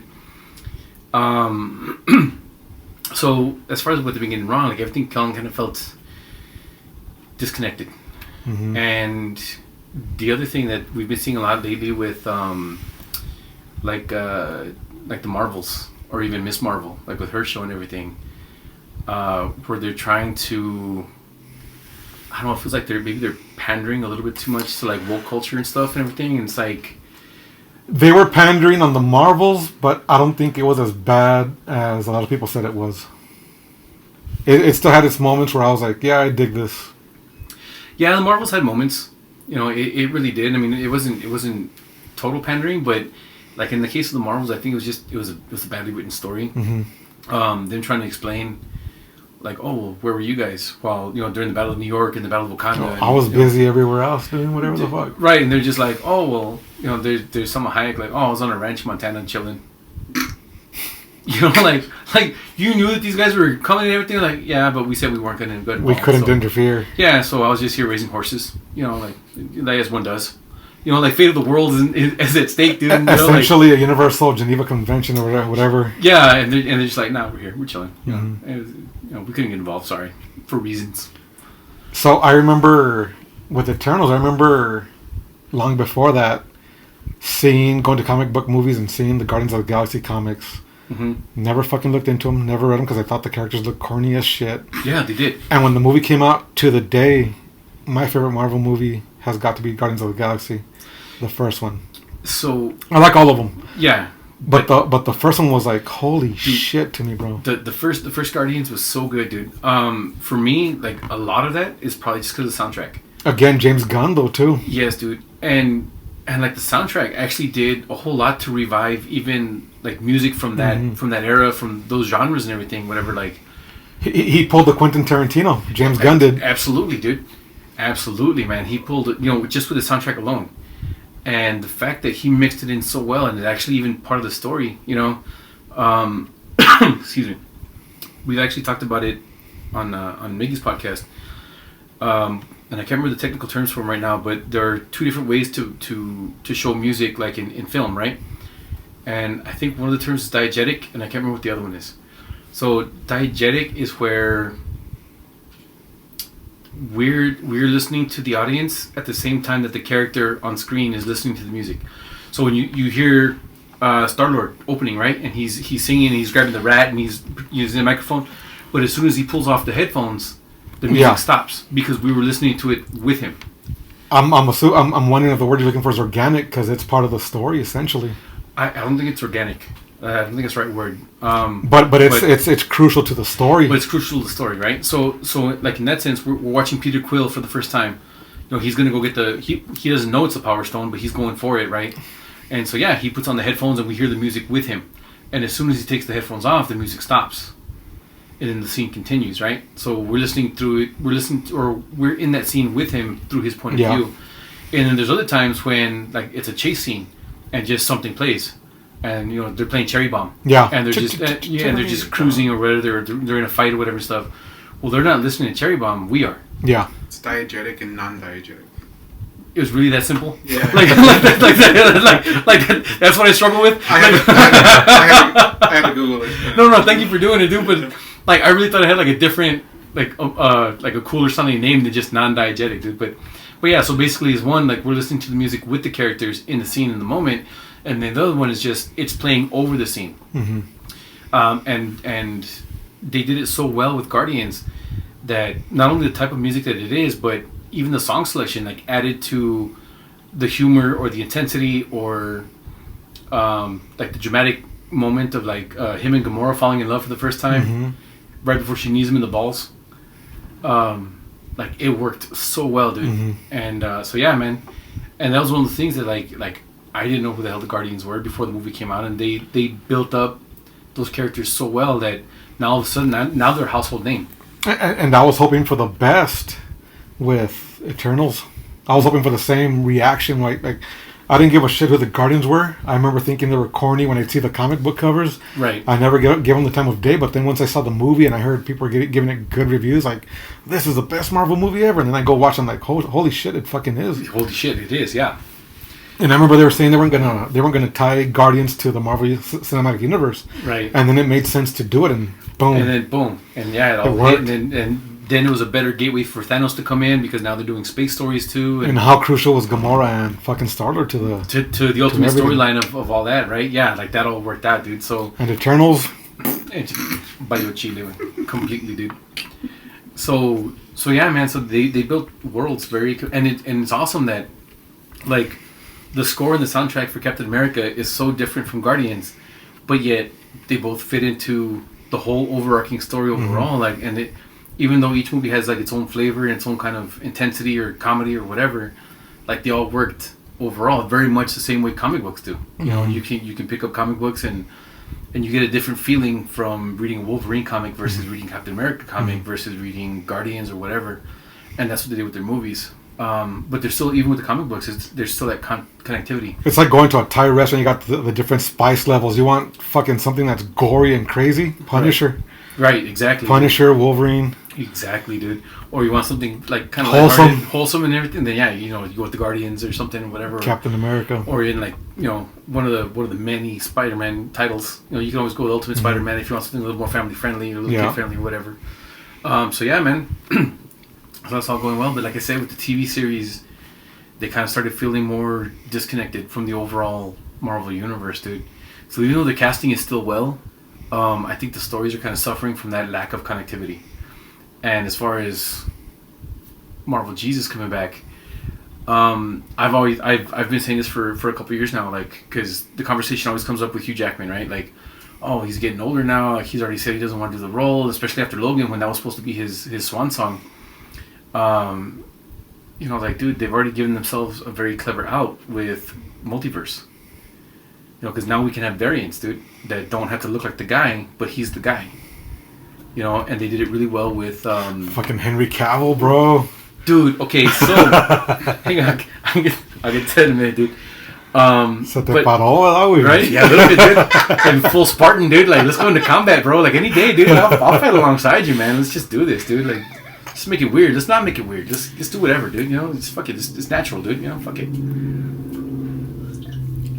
But no, with Spider-Man No Way Home, you know, that we see the 3 different Peters. Yeah. And it works. That was so badass. Dude, when I was watching that movie, when Andrew Garfield and Tobey Maguire, when they came out in that scene, when they first introduced him to the movie, dude, literally, dude, guys stood up and cheered in the theater, and they were so excited. And then when we finally got to the scene on top of the high school, and saw 3 of them, they give the great power responsibility speech. Dude, I had goosebumps. I got goosebumps now thinking about it, dude. Like, I was tearing up like a chick. No, I'm sorry. That's probably insensitive. I was tearing up like a punk, dude. Like, I had a lump in my throat and everything, dude. I was like, oh my god, these guys all have this fucking Spider-Mans and shit, and fucking everybody dies. Yeah, dude, I was all fucked up, dude. Like, it was so good, man. So now, with the multiverse thing, like, yes, we've seen Doctor Stranges that all look the same. We've seen Wolverines that they've all looked the same. We've seen a couple of the characters, like, through multiverses that all kind of look the same. But in the whole just vast expanse of what is the multiverse and the infinity of infinity itself, dude, like, it stands to reason that you're going to have just as many guys that look the same as guys that don't. Yeah. It's all circumstantial. Right, you know. Exactly, dude. So they've already given themselves a very clever out for being able to recast characters without having to piss off the fan base and say, like, well, you know, this guy's out because he got too old. I mean, obviously that's the practical reason, right? But you can be like, well, hey, guess what? Like, that, you know, that Logan, he's out, but now we got this new Logan, and it's whoever, you know. So that was one of those things that it's been a big hot debate ever since the movie came out. I was just totally just nerding out, dude, during that whole scene when Deadpool is looking for the right Wolverine, and we see all the variants, right? And we saw Patch. Like, that was cool as shit, dude. Like seeing Patch was awesome, dude. And then the short one. So that's the one that everybody, like, has the biggest problem with, right? Because that's what it should be. So no, not even that, dude. Okay, so I looked it up. That actor, he's actually only like 4'10", dude. Yeah. He's a very short dude. Yeah. And even then, they played off him being comic accurate, I think, for a joke. Yeah, for sure. You know, they made him purposely look smaller than or they got a guy who was smaller than comic accurate, so that they would stop the debate of, like, hey, shut up and stop asking for a guy who's comic accurate because he's gonna look like this. Is this what you guys really want? Yeah, this is what you guys really want. And like, he hopped off the stool and everything, dude. You know, like, that was so ridiculous, dude. And I mean, and it was just, I mean, it was funny. It was a total joke, but an actual 5'3" dude does not look like that, dude. You know? It's still fan service, bro. It really was, dude. The Wolverine that was crucified, the brown. I've always been a big fan of the brown suit. You know, the orange and brown. That's my favorite suit, bro. That's my favorite suit, dude. Even Ryan knows that, and like, Daddy, look, he'll find a figure, an action figure, whatever. He's like, dude, your favorite Wolverine. And the brown suit, dude. I don't know why. I prefer the brown suit. And then, of course, doing the whole, you know, the claws, and you see Hulk's reflection in the blades and everything, whatever. Total fan service, totally worth it. Cool as shit. Age of Apocalypse, you know, when he came out, dude, like that big hair, that big Ted Nugent all fucking hair. 80s looking. Yeah, dude. Like, yes, dude. You know, had the club hand and everything, whatever, because he got it cut off by Cyclops. Like, that was cool as shit, dude. Like the whole sequence was great, dude. Henry Cavill.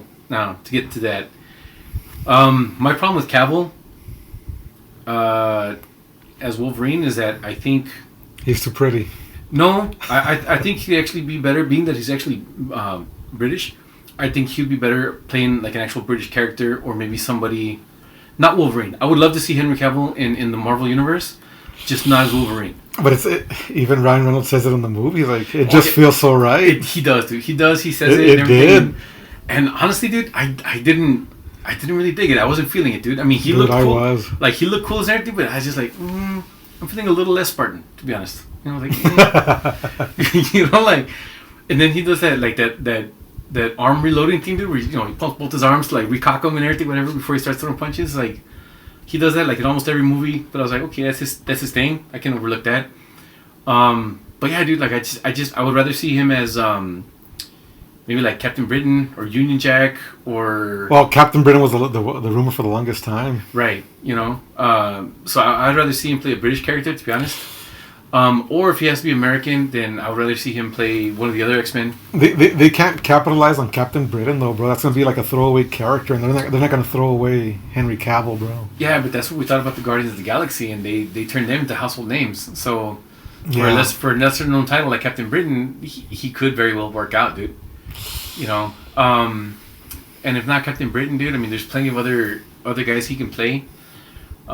He might not actually be a bad Cyclops, dude. He's kind of got the right build. Yeah, that's one of the things that I actually thought about before too. You know, so he could. He's got the look for it too. Yeah, he's got the look and the cleft chin and all that stuff, whatever, dude. Like, yeah, he could. I think he could pull off Cyclops, dude. There's also been talk about the guy who plays Jack Reacher. Oh, that wants to be Batman also. Yes, dude. So talk about him being Batman. There's a lot of rumors, like fan casting and stuff, that they want him to be Sabretooth. That makes sense. I don't see him as Batman, bro. Yeah, I don't see him as Batman either, dude. But I think Sabretooth... Sabretooth would be legit. He'd be cool as Sabretooth, dude. Also, I saw one where they were comparing him with Beast. And that he might actually make a pretty good Beast. Mm-hmm. And the objection there that I've been seeing a lot of is that people are like, no, like he's too pretty to hide under blue makeup. Mm-hmm. You know, whatever. Like, well, yeah, but you're gonna put him as Sabretooth, and you know you're gonna hide him under hair and fucking teeth and shit. You know, it's like, why not make him blue? It's the same shit. Mm-hmm. You know, like, so there's that. But no, dude, that whole movie was cool and everything. And I think, again, it sets up a lot of really good stuff, dude. It brings back that connectivity, just because there were so many cameos, just because there was so many, just those fan service moments of nods to, you know, the 20th Century Foxmen and Blade and Elektra and all that stuff. Whatever. Like, there was so much of that going on that it kind of brought back that feeling of connectivity of like, holy shit, like these guys are all here somewhere, and they can make a comeback, or they can be now part of the Marvel Cinematic Universe, you know. Well, this goes to show with Gambit alone that people do want that movie. So my thing with Gambit, I love Channing Tatum's performance. I just don't think that costume works well in real life. It looks great in the comics, dude. And Gambit, when growing up, was one of my favorite characters, dude. I remember that. Yeah, and Gambit was just cool as shit, dude. And I loved the whole thing, and like his backstory and all that stuff, dude. Like, it was great. I just think that comic accurate costume. Yes, it looks a little cheesy. But I think that's on purpose for the sake of the movie, for it to make sense. I think once he gets a standalone movie, if it happens, which I hope it does, because everybody's loving it, bro. Right. I would hope they give him a more practical costume than the comic accurate one or whatever, or at least something similar to comic accurate, but not the face thing. That was kind of weird for me. I think even if they would have if he would have walked in and like just in a trench coat and a pink shirt, that would have worked. But my biggest gripe with it was the eyes. The eyes, dude. Gambit always had those. The whites of his eyes are black, and then his actual irises are pink. Like, if they would have just done that for the character, dude, he could have come out in a whole lot less of a costume, and people would still be like, "Holy shit, that's fucking Gambit." Mm-hmm. And then, of course, once he started charging them cars, then it's more than obvious or whatever. But yeah, that was my biggest thing, was just his eyes, dude. Like, so I can't recall from my buddies that you know too. You know, Levi. Yeah. Freddie, Louis Avila. I don't know if you know Louis. I can't remember which of the two were not liking the accent, and I'm like, dude, that's his fucking accent. He's Cajun. And right, and that's one thing I've heard a lot too, where people are like, oh, well, it's not a real Cajun accent. I'm like, it is. I've heard both. I've actually heard people that like say like, no, like I grew up like in the deep, like I've worked in like old school. I've worked in Louisiana, bro. Yeah, and it's Channing crazy. Tatum is from Louisiana. Yeah, That too. Yeah. So he must have channeled it from somebody. Right. Yeah. Exactly. Right. My buddy Chris, dude, like he's from Shreveport. And I talked to him about it. And he's like, "Oh yeah, no, like he sounds like old people's grandparents. Like they have that real thick kind of, almost like it's not French, it's not English, it's not Franglish. It's just somewhere in between, whatever stuff. And you can't really understand them. Like he's like, no, that's what a lot of motherfuckers sound like. I'm assuming the guy was Cajun. A guy that worked with us when I first started on the railroad. His last name was Rogowski. And he was in charge of track protection when we were working on the track. So he'd let us know when a train was coming through, or he'd call us up and tell us, hey, clear the tracks. And once we clear the tracks and check in with him, mm-hmm. he'll let the train through. Mm-hmm. So he'd be on the radio and he talks just like that one coach on the Water Boy, bro.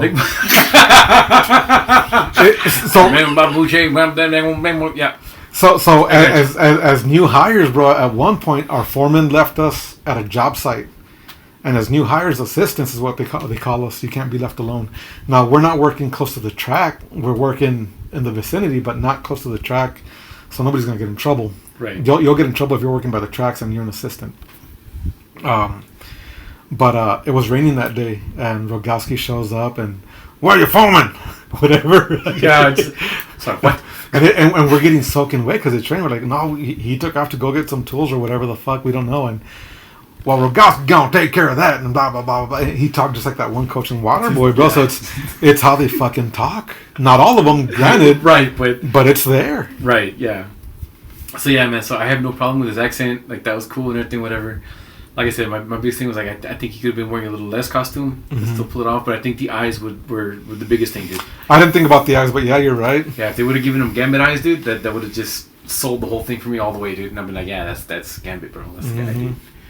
There was something else that was also like the minivan fight scene. Loved it. Mm-hmm. Like that was cool as shit, dude. Peter Poole just had me dying, bro. Like that was funny as shit. Like just all of it. Actually, and one thing I found out later after going down rabbit holes of like Easter egg videos and stuff, whatever from the movie, was that Ryan Reynolds' whole family came out in that movie. Yeah. Dude. So. Did you not know this, Adrian? Or? No, I didn't know this. So his wife, Blake Lively, yeah. she's Lady Pool, yeah. Right? Mm-hmm. But Inez is Kid Pool, and then I can't remember the kid's name, the younger one. But whoever was Baby Pool, that's also his kid. So all four of them, and his twin brother were in that as well. So the way he's actually mouthing with Dog Pool with like fucking dude, that got me watching. I was like, oh, that's so gross, dude. Like he's just there.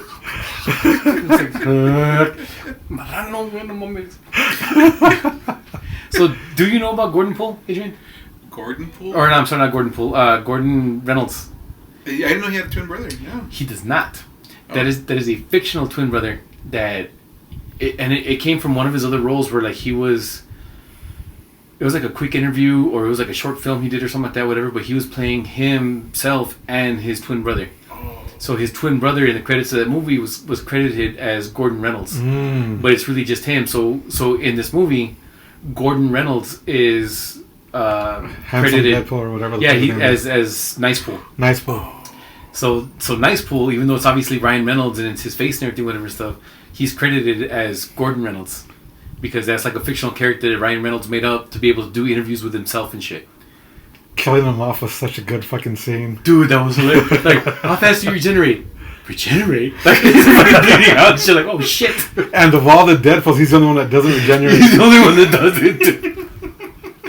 Dude, the way he keeps referring to, like, I'm gonna be your papa. Like, why you gotta say it like that, dude? Like, I'm your papa. Like, she can decide who her own papa is. Like, dude, that got me so hard. It's like, god damn it, these guys are idiots, dude.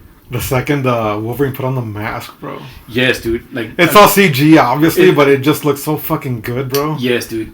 And so I think I have to go back and rewatch it again. But I think when he pulls it on, is obviously CG. Yeah. Yeah, that CGI, like for sure. But I think once they get to the part where they're actually doing the stunts and everything, whatever, I think it's actually a practical mask. Yeah. Very much like Deadpool's, right? So, yeah, the eyes might have been cut out so you could actually see what he's doing for the stunts. And then CGI later, but as far as like the bulk of it, like, yeah, that was actually him and everything. When he does the fucking pose, bro. Jumping out the back and he's doing that number, dude. Yeah, that was cool as shit. Somebody was talking about, like I saw on Facebook, somebody was like, okay, like he's shooting one of the Deadpools in the head during that that long take fight scene or whatever.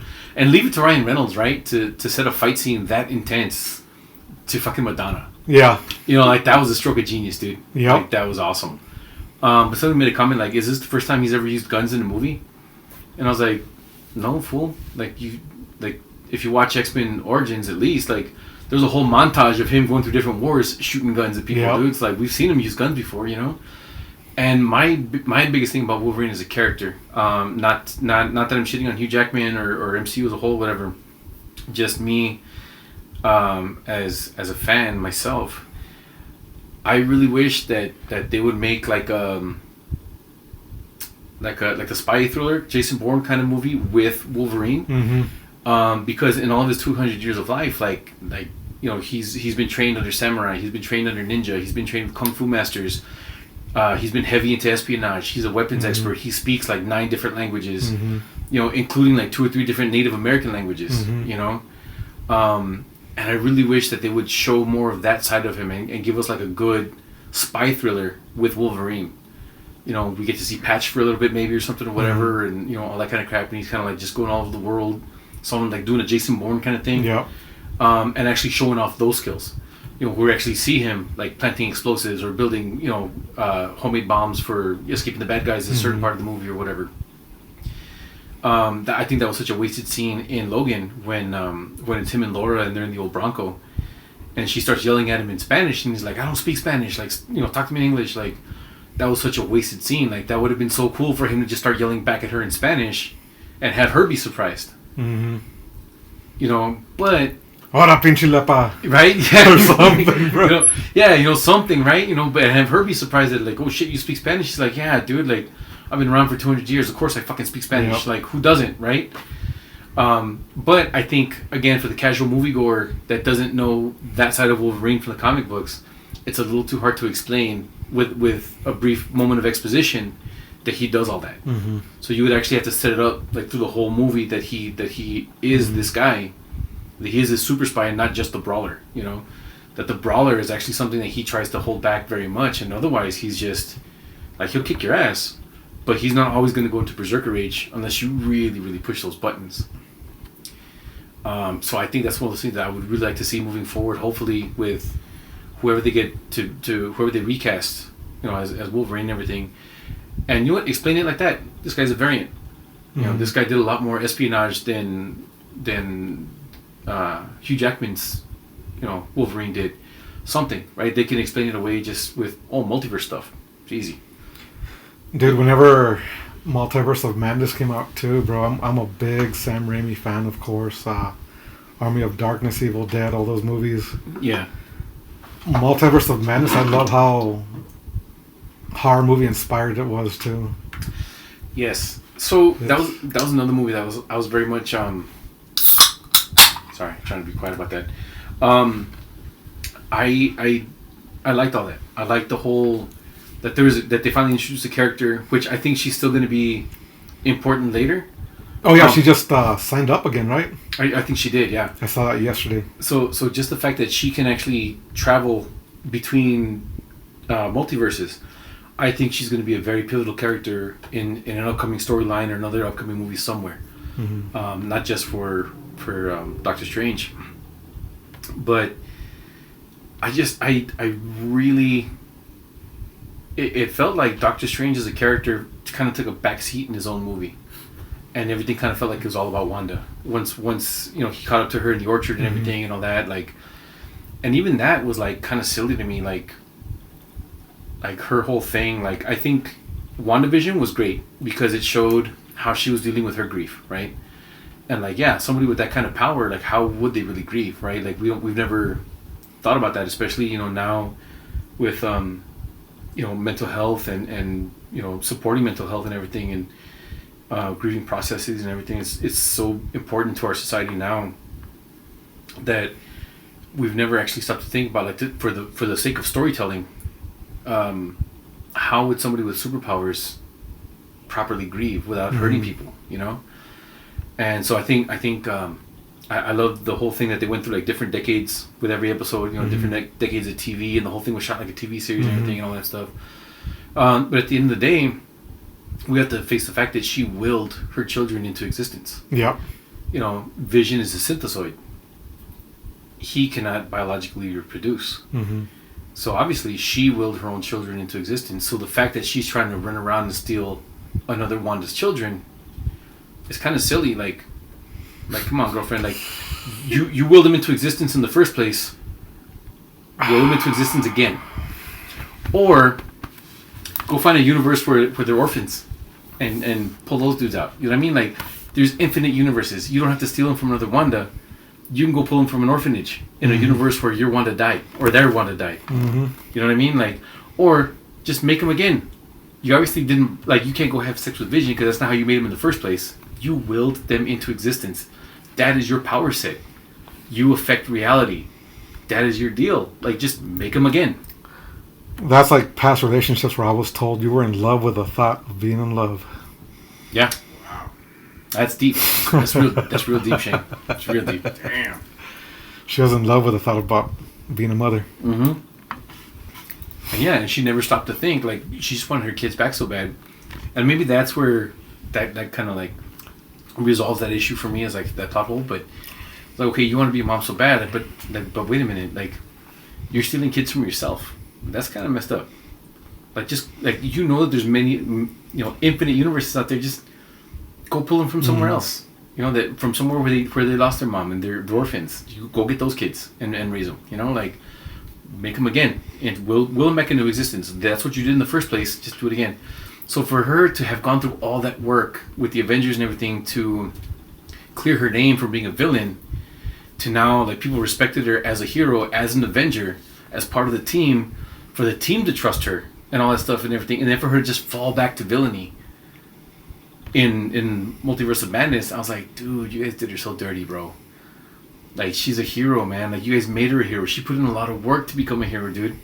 And then now she's the villain of a Doctor Strange movie, dude. Like, I liked it, bro.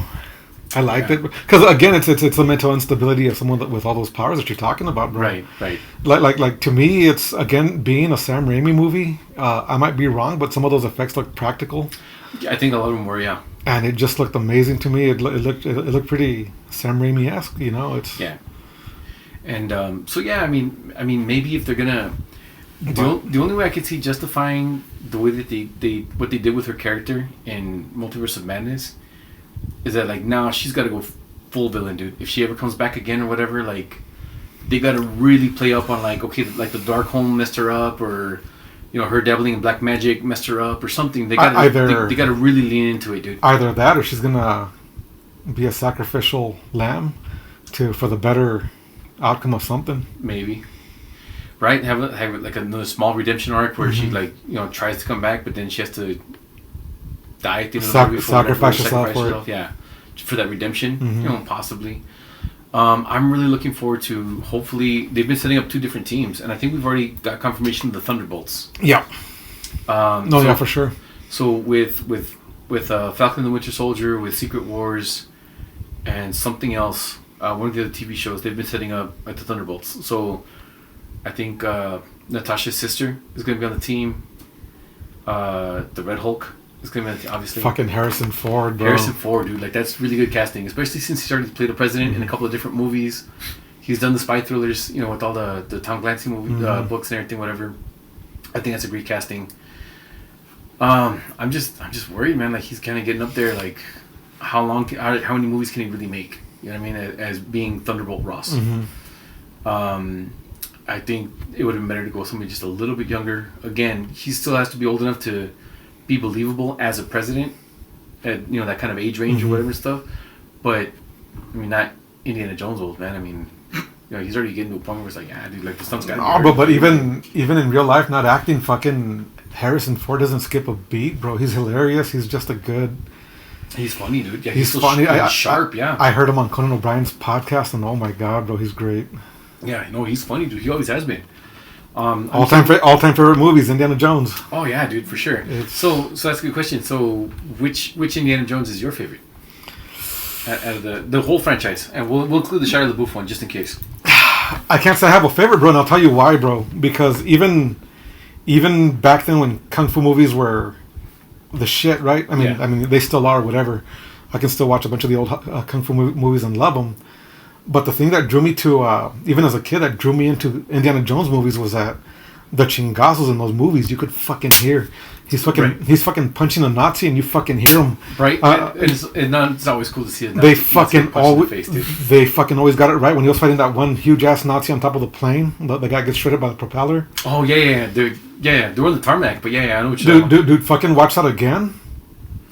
And it's well choreographed. The whole thing is good. Like him coming out on top is like the way you'd expect it to, sort of. Nobody expects to get chopped up by a fucking propeller. I mean, they're all pretty much established the same. They're formulaic, kind of like the Rocky movies. They really are, yeah. They're very formulaic. They've got a certain format that they follow, and I think that's why I can't pick a favorite. I even do like the one with Shia LaBeouf. It has its moments. Yeah, it did, dude.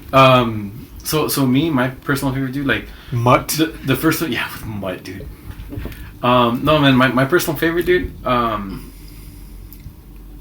The Last Crusade with Sean Connery, dude. Yeah. And because Sean Connery, dude. And I like the fact that Sean Connery was actually like doing the comedy relief. Like he was the comic relief. Yeah, he was. Movie, dude, and he was just so funny in that movie, dude, and everything. They're messing with the same chick. Yeah, dude. You know, and it's his dad and everything. And just like the way he's so even like nerdy about the way he fights, dude. Like when we're on the beach and he scares all the birds into knocking the plane out of the sky and stuff and. Suddenly I remembered my Charlemagne. It's like, dude, like really, bro, like that's how you fight. Like you're quoting books and shit, dude. Like it's wild, dude. Or when he's the tail gunner, dude, and they're in a dogfight, and like he takes out and he's like, yep, son, they got us. Like, dude, it's so funny, man. Like, but then at the end, it's like Junior, and he's like, offering his hand and everything, like I'm trying to save your life, asshole. Like even like those moments, like he does really, really well. So Temple of Doom was actually the first one I remember seeing as a kid. Mm-hmm. So for the longest time, I thought that was the first Indiana Jones movie and everything. So it wasn't until I was like 12 or 13 that Raiders. Yeah, that I found out. I just had them out of order in my head, but Temple of Doom was the first one that I really saw. And like even that, dude, Short Round right at the beginning, dude, like he just got me, dude. With the tee boxes on his feet, driving and everything, whatever. Like that was so cool. Adrian identifies as Short Round. It does. That's my pronouns. That's my pronouns. My pronouns are short and round. Technically, Temple of Doom chronologically, like in the story, is the first one. You knew that. Yeah. Is it? Temple of Doom? I mean, Raiders was the first movie that came out. Yes. But Temple of Doom, River Phoenix. Yeah, in the actual storyline of Indiana Jones was a prequel. Oh shit! I gotta go back and look at that because I didn't know that, dude. Mr. Owned the movie store. Yeah, that's right. Yeah. Huh. Yeah, and I was gonna bring that up too. I gotta go back and look at that, dude. So another little hidden Easter egg: the club from Temple of Doom at the beginning is Club Obi-Wan. Mm-hmm. It's actually named after Kenobi. And even in I think in Raiders at the beginning of the movie when he's doing the golden idol thing and he's weighing the sand and all that, like some of the hieroglyphs that you see in the back, like you can actually see R2 and C-3PO. Yeah, dude. Like that's so cool, dude. Like I love little Easter eggs like that, man. You know what's crazy? I'll get lost in San Diego again working over there. Mm-hmm. I passed by a church called the Obi-Wan Church. No shit. I was gonna Google it just to fucking see what the fuck the deal with that is. No shit, you should do. But it was OB and then the number 1. Oh, okay. But I was like, it has to be a reference to that. It has to be, bro. Or fucking tax write-off. Or I'm thinking. Just mamones. Or I'm thinking it's actually like a proper like Jedi church, dude. So the U.S. military, and I don't remember when they did this, but at some point they kind of opened up to be more inclusive. They started recognizing Jedi as a religion. So you can there's actually soldiers out there, and they're few and far between. But there are soldiers out there because on your dog tags it has your name, your serial number, your blood type, and your religion on them. So there are some soldiers out there that actually have Jedi on their dog tags because it's a recognized religion in the U.S. military, dude. So I'll make fun of it, but if I was in their shoes, I'd fucking be part of that fucking church. Look at what I'm fucking wearing, bro. Right, like you got TIE fighters on your shit, dude. Like that's awesome, dude. No, I was telling an agent before the show that I've only worn this shirt twice, and the first time I wore this shirt was for pre-COVID. The last concert I saw was Smashing Pumpkins in Phoenix. I love doing that. And this is the shirt that I wore. And it finally fits again, so I was like, I'm gonna wear it for today. I'm gonna wear it. Finally fits. Congratulations, man. That's awesome, dude.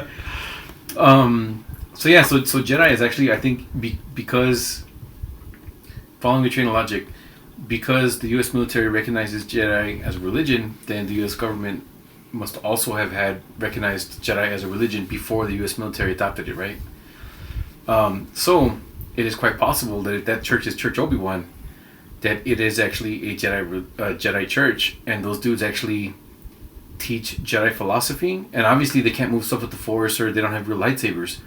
But it's very possible that those dudes actually do practice lightsaber combat with replica sabers. Yeah, I've seen those dorks on Instagram doing that shit, so... Dude, but again, I'd probably join those fucking dorks too. So. Dude, I'm not gonna lie. I want a lightsaber, dude. Like, there's a bunch of companies out there making some badass replicas and some like original stuff, dude. Like really good, bro. So again, I make fun of it, but the last time I took Ryan to Disneyland, we did the lightsaber experience. Yes, and you actually built your own sabers and stuff in the. It was a badass little ceremony, so of course. Yeah. Of course, I wanted to do that for Mijo, and I kind of did it for myself too. I mean, he's the one doing everything except. So did you guys get 2 sabers or just one? Just the one, bro. Just the one. Okay. And Ryan, from the second he got into movies or whatever the fuck, he's always been into villains. So of course he went with a Sith-looking lightsaber with the red blade. Mija, dude, same thing, dude.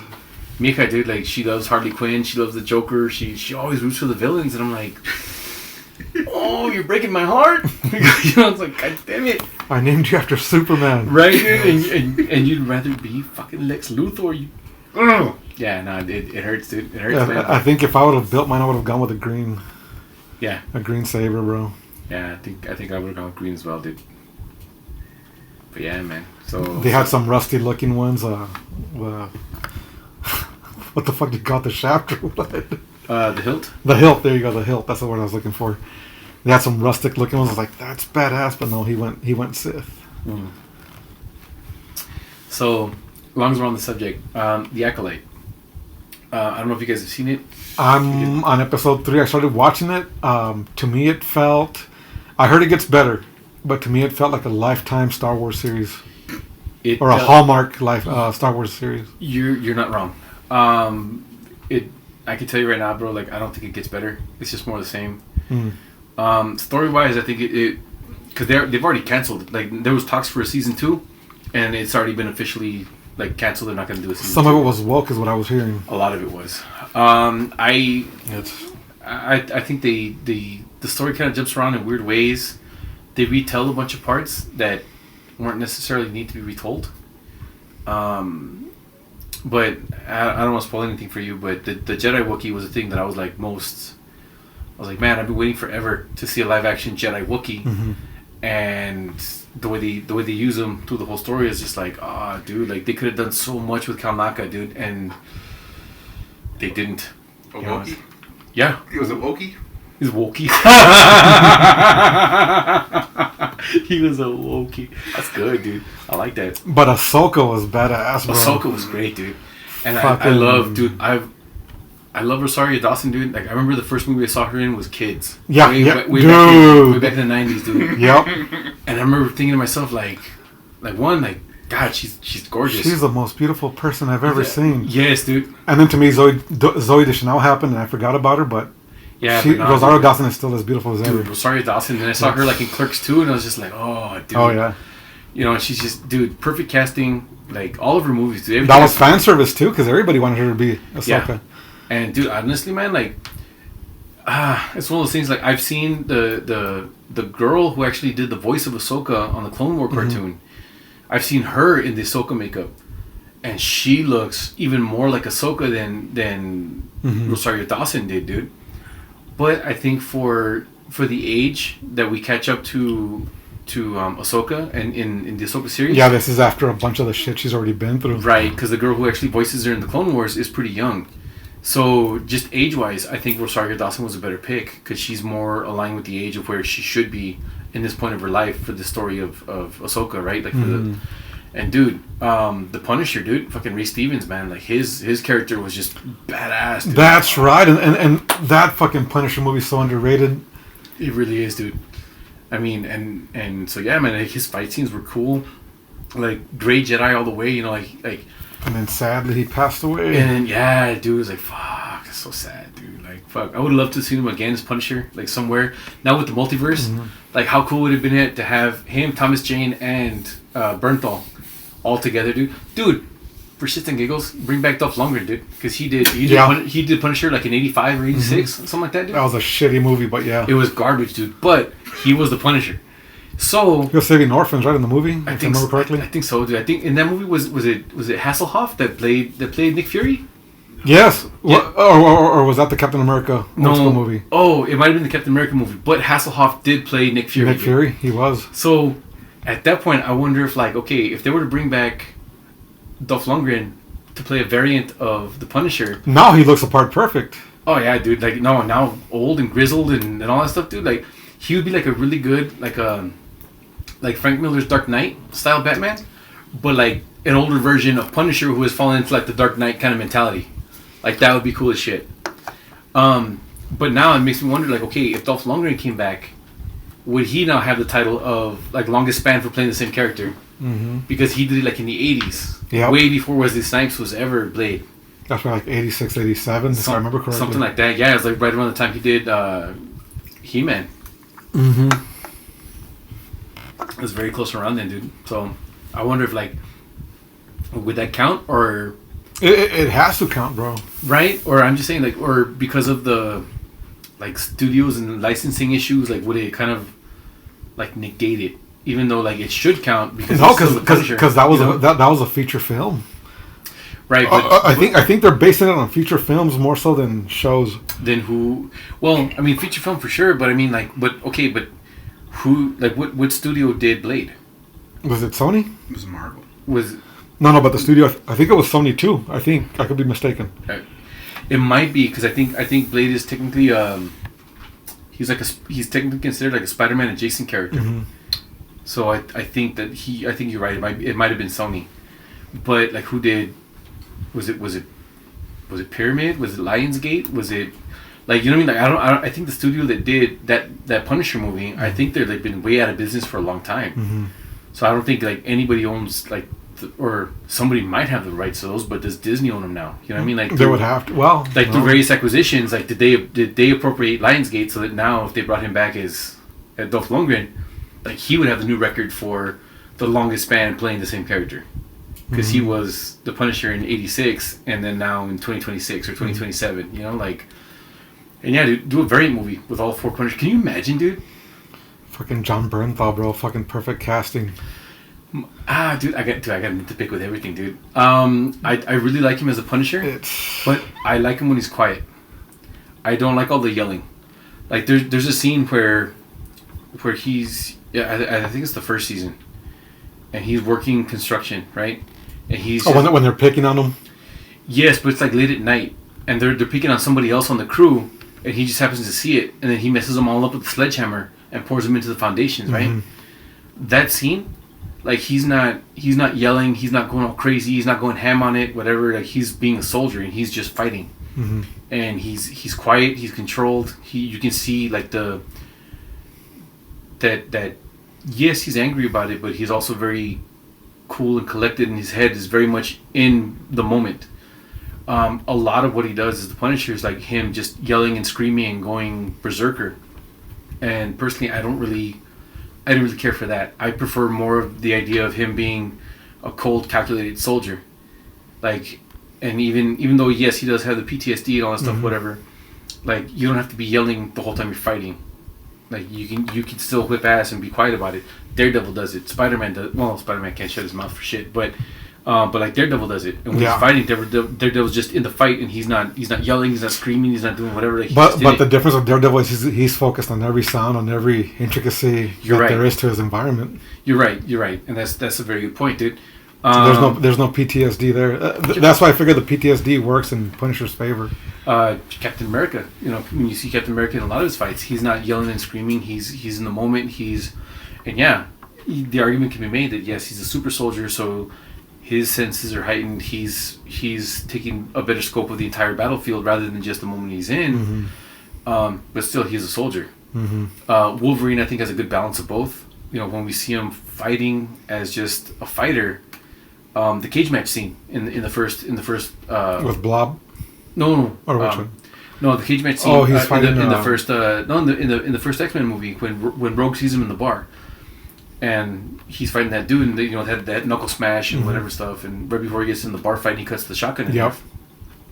Like that fight scene, like he's not yelling and screaming. He's in the fight, and he's just we're fighting, we're trading chingazos, and that's it. But then later, when you see him fighting a bunch of soldiers, he does a little bit of yelling and screaming here and there, or whatever. But even in that scene, like there's times when he knows he has to be quiet because he's getting the drop on guys, and there's times he knows he needs to be loud for the shock value of I'm rushing against 6 dudes. I need to scare them before I get in there, So Wolverine has a really good balance of that, and I think they didn't really balance it as well with John Bernthal's Punisher as they did with Thomas Jane's or even with Ray Stevens. Because Ray Stevens, dude, like that opening scene, bro. He's hanging from a chandelier, shooting guns, spinning around, and just capping everybody in the room, and he's totally just. I think that was a very comic accurate Punisher, bro. Mm-hmm. Ray Stevens. Punisher Warzone, dude. Such a great movie, dude. Yes. Thomas Jane's Punisher. I really liked it a lot for the whole Shakespearean. I actually love that one, bro. I liked it a lot because when it came out, it was one of the first Marvel movies, and actually Punisher was one of my favorite comic book characters too, bro. And it just Tom Jane I thought was perfect casting at the time. Yes, I liked him a lot. It was just a good movie. I thought not the best, but it was a good movie. It was good, dude. The cast overall was really good. His car, bro. Fuck. Dude, that car was so cool. No, but even then, dude, like I loved how Shakespearean that story was, and he set everything up so well so that John Travolta killed his wife, killed his own best friend, he killed his own guards, he killed these guys or whatever, because he was suspecting them of doing this and that, and it was just all Punisher the whole time, pulling strings. Yeah, it's all him. Like, that is such a perfect revenge, dude. Manipulation. Yes, dude. And when he's got him at the end of the movie, he's like, and he pulls out the earring, like, I made you kill your wife. And he pulls out photos of that dude kissing another dude. He's like, I made you kill your best friend. He's like, you killed my sons, and both of them, like, just super cool about it, everything, whatever. Like, yeah, dude. Like, no, I got you, dude. Like, you killed my whole family, but I made you kill your family, dude. I sowed seeds of doubt so deep into your mind, dude, that you were willing to kill your wife, and you did. Like, that is such a Shakespearean way to like take motherfuckers out, dude. And it was so good, dude. Did you ever see that movie, Korean movie, I Saw the Devil? No. Dude, look that movie up. Okay. It's kind of like that, bro. Okay. That movie is it's been on Netflix before. I doubt it's on there right now, but it's been on Netflix before. But I remember I paid for like the downloaded rental for a day or two at one point when my friend told me to watch it. It's very Punisher-esque. Okay. And the way he weaves through that story too, without giving it away, bro. It's just It's about revenge for sure. It's a detective or a cop, and they kill his wife. It's not giving it away. That happens in the first couple minutes, right? Oh, but even that's very Punisher, dude. That's very Punisher. And what this guy does, he finds a bad guy. He weaves through different bad guys until he finds the guy that actually did it. And that whole movie is him fucking with a bad guy to where he beats the shit out of him to the point where he's at the brink of death. And then he fucking helps him get fixed up just to fuck with him again just the following day, bro. Oh, dude, that's brutal. Dude, awesome. but there's scenes in that movie that are just like very Punisher-esque. It's just a great revenge movie, bro. Yeah. And I remember watching that movie and thinking about it being very similar to something that's like the Punisher, bro. Right. So yeah, man, no, that'd be cool. I gotta check that out. It's a great movie because eventually the bad guy gets smart too. Right. So you never root for the bad guy, but eventually he gets smart and it complicates things. Right. I Saw the Devil. Look it up. So I Saw the Devil. Gotta remember that one, dude. So never root for the bad guy. That's not totally untrue, dude. That's not totally true. John Wick. John Wick was such a clever bit of story writing, dude. John Wick is not a nice guy. Nope. And they say it right from the beginning of the first movie. Like, no, he's not the boogeyman. He's the guy you sent to kill the boogeyman. Mm-hmm. Like, this is a bad motherfucker. Like, he's such a bad motherfucker that other assassins are afraid of him. And, like, they rejoiced when he retired. Like, oh, now more money for us, but now we also don't have to worry about getting killed by John Wick, you know? And so this dude, like, by all definitions of the word, like, he's not a nice guy, dude. Mm-hmm. But all of a sudden, you kill the puppy that his dead wife left him as a last gift, and all of a sudden everybody relates to him, and everybody, like, oh my god, I'm rooting for this guy because they killed his dog. Like, I would have done the same thing if they would have killed my dog, dude. Yeah, I'm going on a total fucking full Hamlet revenge trip, dude. Like, fuck you guys, man. And all the while, we never realized he is not a good guy, dude. That's an assassin, bro. Like, he takes money from the highest bidder to go kill whoever the fuck you need killed. You know, like, he's not a nice guy, dude, but we all rooted for him, and we all love that character, dude, and he's so fucking clever, dude. I think it's cool you say that, bro, because you're 100% right, but that reminds me of yet another movie where you're not rooting for the bad guy, but you fucking like him until you see what the fuck he did. Talk to me. What you got? Sam Rockwell, The Green Mile. Oh, because you like him, because he's the comedy. He's the comic relief. Like, he's a comic relief in that movie. Honestly, I never liked his fucking character, dude. Like, I thought he was too much of an asshole, dude. Like, I get he's the comic relief, but I hated that motherfucker, dude. I remember that movie used to fuck with me, bro, because whenever I first saw it, and it's one of my favorite movies of all time too. It's good, yeah. All in all, right? But I fucking liked him. This fucker's hilarious. This fucker's badass. He's great. He's the fucking comic relief. He's raising hell. He's a fucking punk rocker in that old school time, whatever. Yeah. And then you see what the fuck he did, and you're like, fuck, I like this fucker. I liked him. And then now I don't. Son of a bitch. Yeah. Now I get where you're coming from, dude. But yeah, no, from the first time I saw that motherfucker, dude, like, he just bugged the crap out of me, dude. But I've always chalked it up to Rockwell's acting, dude. He's a badass actor, like, bro. He did such a good job. Like, it blurred the line for me where I hated Rockwell for a while because of that role. Like, dude, you were such a fucking cocksucker, dude. Like, I hate you so bad, dude. But keep in mind, the guy that played Percy, he was also in A Time to Kill. He's played two very shitty characters. Oh, yeah. He played the redneck that left that little girl for dead. And that guy too, dude. Fucking Percy was a motherfucker. Like, fuck that guy. But if you see him, you're gonna remember him from either one of those movies, and you're gonna fucking hate him for it. Right. And that's what I'm saying. Like they're so good at what they do. Mm-hmm. Like, when I first saw The Green Mile, I hated fucking Rockwell, dude. It's like, man, fuck that guy, dude. Like, he blurred the line so much for me. Like, and I know, like, my logical brain knows the actor and the character are two different dudes. Mm-hmm. They have to be, right? Those two guys. And you can always make the argument, well, yeah, but every actor says that there's a small piece of themselves in every character they play. So you can say, well, Sam Rockwell must be at least a little bit of an asshole somewhere, you know, whatever. But who isn't, right? So fuck it. Or fucking Joaquin Phoenix and Gladiator, same thing. Right, same thing, right? Like, I hated that motherfucker, but yeah, but like, that kind of performance, like, it blurred the line for me, where I was like, dude, I couldn't separate him for a while. Because Rockwell was also in Charlie's Angels, and he played an asshole in that one as well. And even his character in Iron Man is douchey as shit, dude. Yeah. Like, Justin Hammer, like, he's douchey as fuck, dude. But goddamn, dude, like, the scene where he's talking with Rhodey, and they had the Mark II suit out there, and he's like, all right, check it out. I can give you this. I can give you that. Blah blah. This is the ex-wife. It'll bust the bunker under the bunker you just busted. You know, blah, blah. Oh, it's not disco enough for you? Okay, let me show you this. You know, it's a minigun. That has to be him playing himself. That's very Ryan Reynolds as Deadpool. He's playing himself. It must be, right? I'm like, dude, like, that performance, like, even though he's his character is a douchey motherfucker, that scene right there was, like, super fucking cool, and I loved it. I loved that just that scene by itself. Yeah. Like, it's just so, I could watch that scene by itself, dude. Just the whole, oh, not disco enough for you? Okay, cool, let's go uptown. You know, like, just the lingo he uses and the stuff like, dude, that's fucking brilliant. Like, that's a greasy used car salesman trying to really sell you, like, the undercoating, dude. You know, like, really hard. Where's my bird? yeah. Your bird. Yeah, we'll get you another bird. No, my bird. Like, is this a bird you had in prison, or like, you know, like, just stupid ass, dude. You know, like, What do you mean make salute? Like, what do you mean you can make salute? Like, make salute. It's okay. Don't worry about it, man. It's fine. So yeah, him playing Justin Hammer was great, dude. But for the longest time, I really just didn't like Rockwell because of his character being mild, dude. And that's just how good a performance it was, dude. That I blurred the line between the actor and the character, and I hated that motherfucker, dude. The moon pie scene. The moon, dude. When he like spits out a whole bunch of tobacco at that one dude, just like fuck, it's so gross, dude. Like, yeah, she was gnarly, dude. Like, oh fuck, it's so gross, dude. This fucking guy's an asshole.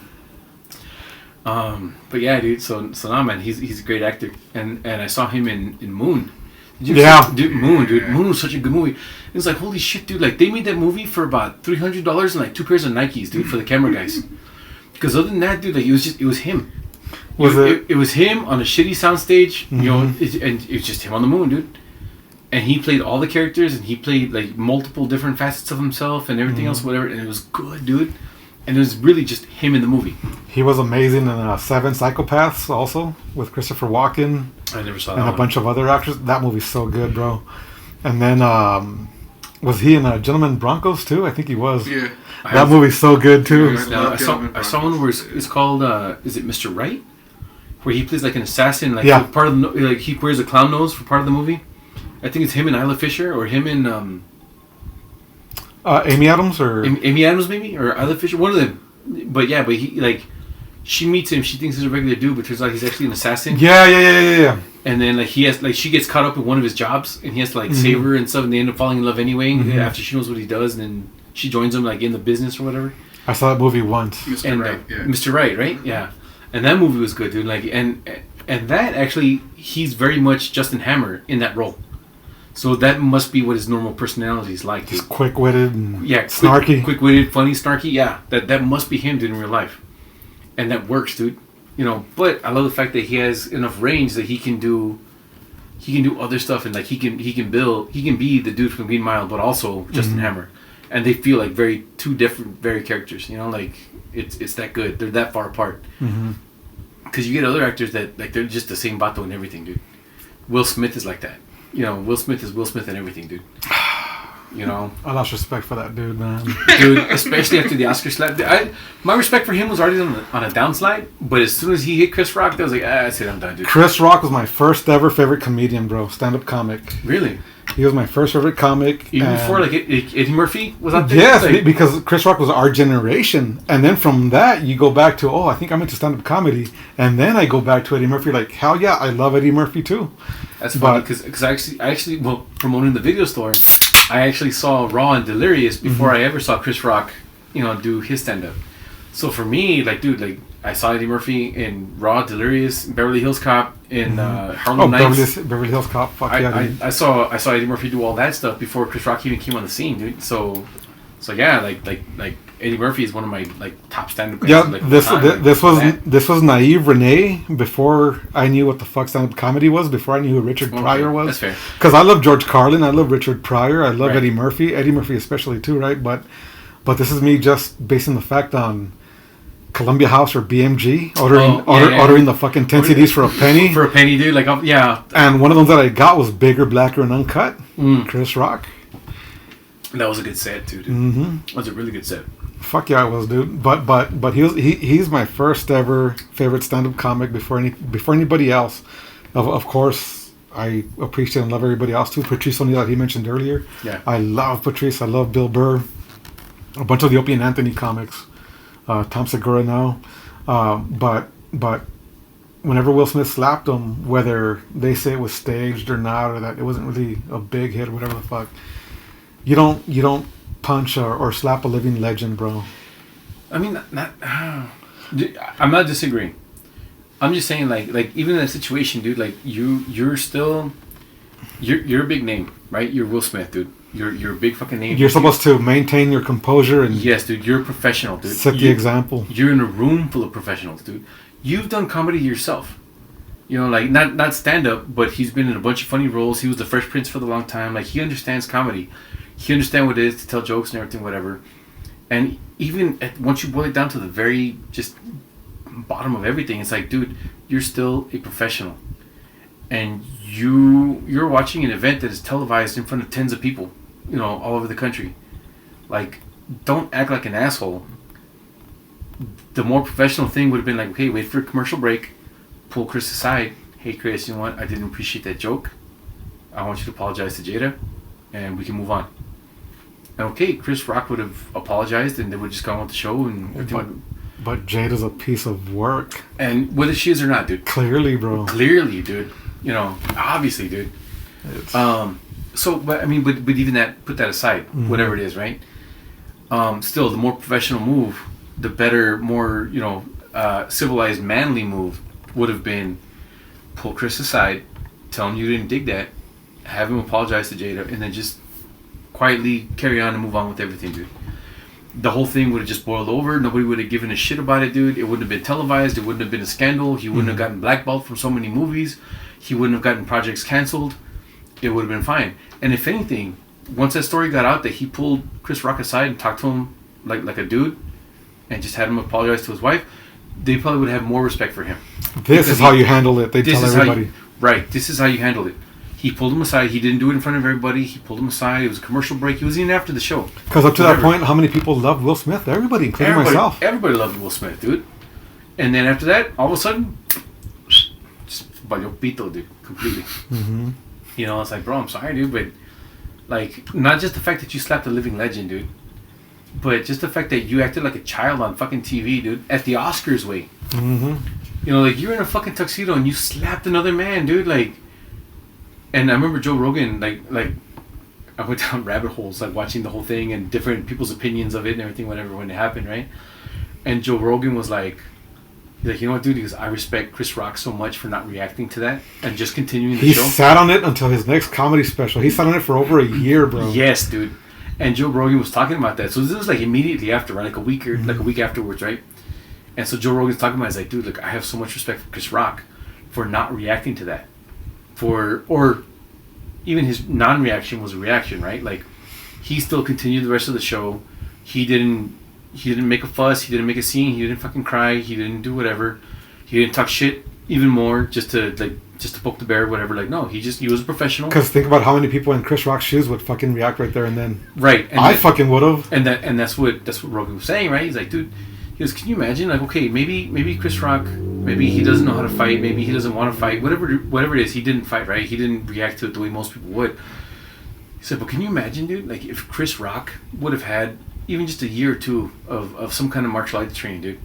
As soon as Will Smith turned his back, dude, there goes a fucking ankle, there goes a knee, there goes, whatever. Like, he could have really fucked him up, dude. Because you don't turn your back on another dude unless you're absolutely sure he's not going to fucking fight back. So Will Smith, like, it was a total act of, like, dominance, right? Like, no, slap you and turned around confidently knowing that Chris Rock wasn't going to hit him back. Very bully move, yeah. Right. Very bully move, dude.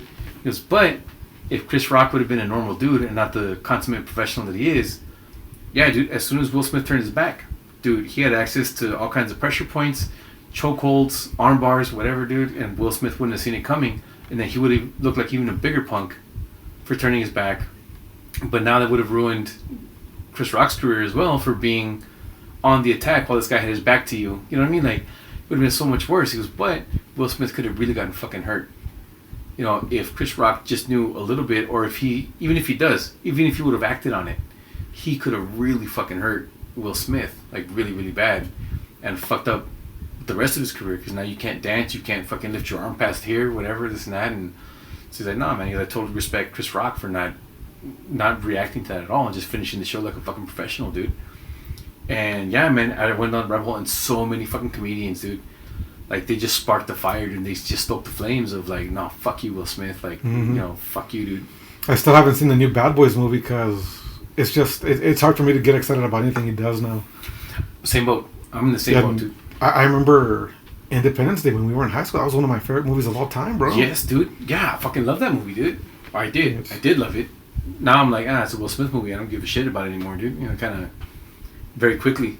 All my opinion of all of his movies that I used to fucking dig, dude, I just don't give a fucking anymore. On that note, fuck Will Smith. Let's go back to your parents' movie store. Video store, yeah. Video store. So, not that you ever boasted it, but how much of a flex, maybe more so now than back then, was that saying, hey, you know what? My family owns a video store. You know what, dude? It wasn't as big a flex as you thought, because Video Masters, right? Video Masters, yeah. Because on Horizon by the railroad tracks. Yeah, between it was between Alameda and North Loop on the railroad track, like right by the railroad tracks. So honestly, dude, it really wasn't that big of a flex because at that time cable was barely coming onto the scene. So the big flex was actually to have cable. You know, like any asshole can go to the movies and watch a movie, dude. You know, we had dollar theaters, we had boomerang theaters, we had the one on Lee Trevino, we had this theater, that theater, whatever. You know, most theaters were still like $1 or $2. They were still all pretty cheap at the time, which is basically what we were renting our movies for. So older movies, we rented them for $1, new releases for $2, but they had already been at the theater for a couple months by the time we got them. So at that point, most motherfuckers had kind of already seen most of those movies. So it was one of those things, like it was a bigger flex at the time to say that you had cable. And I remember at the time, I think Paragon was the cable company at the time that everybody had. Before Time Warner. Yeah. You know, so that was the thing, like, oh, we got Paragon. Like I got a room full of fucking movies, dude. Like I can watch whatever the fuck I want, you know? But I couldn't watch live TV. I couldn't watch the shows that so I think like right around the time we got to like middle school, high school, like late middle school, like 8th grade, 9th grade year, something like that. That's when we started getting like, I think that's when MTV started playing like reality shows. So you had Road Rules and you had Ren and Stimpy, you had like cartoons like that and everything, whatever, and like Beavis and Butthead. No, sir, I don't like it. Right? And we never had cable, dude, because my parents always thought that cable was just for watching movies. Like, no, you buy cable because you want to watch movies on TV, but we have a video store. We don't need cable because we have movies. And we were always trying to convince my parents, like, no, they got other TV shows, they got stuff that Dad can watch, they got stuff you can watch, they got stuff that, you know, whatever. And my parents were like, no, you're not going to convince us. We're not stupid. Like, cable is just for watching movies on TV, and we have a video store, so you don't need cable. So we never had cable. So all we ever had was just regular TV, and then, you know, when we would buy new releases and stuff, whatever, we'd get tapes and go home and watch movies and stuff, whatever. Like, and going through some of our old boxes of movies, or even just some of the stuff we still have there at my mom's house, like, I'm surprised at some of the movies that we have on VHS. Like, we have Major Payne on VHS. And fuck yeah, dude. And I could have swore that I saw one Tabe. 2 Tabe. Dude, you know that movie. We have Blade on DVD. We have Jurassic Park on I'm sorry, not DVD, on VHS. We have Get Shorty on fucking VHS. Like, there's movies that I was like, I could have swore I saw this on fucking DVD, dude. Like, but we never had DVDs at the store. Like, we closed the store before DVDs made their big push and everybody made the conversion to DVDs. Because we closed in like 98. So that's why we had Blade on VHS, because it had just dropped. And at that time, DVDs were out, but they weren't very cost effective, dude. Like, it was like VCRs when they first came out, right? Like, VCRs first came out and they were like $500 for just the fucking VCR itself, dude. And then you still had to pay like $20-$30 a tape. So the same kind of thing happened with DVDs. DVDs were really expensive. Like, a DVD player was expensive, and then so were DVDs at the time. So it took a while for the main, like, a movie going home audience or whatever to start making the switch from VHS to DVD. And after that, it progressed really quickly, dude. So from DVD went to Blu-ray very quickly. HD, DVD, and Blu-ray. And yes, at the same time, dude. And all of a sudden now, all your Blu-rays and DVDs are all obsolete because now everybody's streaming everything. You know, so like, shit, dude. It's like, all these dudes have these badass video collections, and they can't watch them. They can't get rid of the tapes because they're not going to get any money for them because everything's fucking streaming, dude. And now, like, that's all kids know. It's just everything is streaming, dude. And it's such a weird thing, dude, to have gone from that to where we're at now. It's like, fuck. I remember one Christmas in the early 2000s, might have been working at O'Reilly's Auto Parts. Well, I was Checker Auto Parts back then. I think I was working there. Saving money to buy a DVD player. Yeah. I bought it for my parents for Christmas, but really I bought it for me because who was using it. Right. Like, you're the one using. Yeah, of course. But I'm pretty sure I paid an arm and a leg for that. Oh yeah, for sure, dude. Another thing is like how fucking weird like media has come. You know, we're we had cable, right? And you could buy channels. It was like, oh, you sports channels, motorsports channels, equestrian sports channels. You could buy movie channels, and channels that just specifically had nothing but westerns. The Hallmark movies. These movies, those movies, whatever. You had to buy channels and put together packages, right? For your cable experience. And then at some point, cable just became cable, and you just had all these channels. Whatever, and it was just one flat fee for hundreds of channels and whatever. And then now that we're streaming again, now we have different streaming platforms. Mm-hmm. Now we got Netflix, Disney Plus, Hulu, Prime. So I'm waiting for somebody to bundle all these motherfuckers up again and reinvent fucking cable. That's what's gonna happen, dude.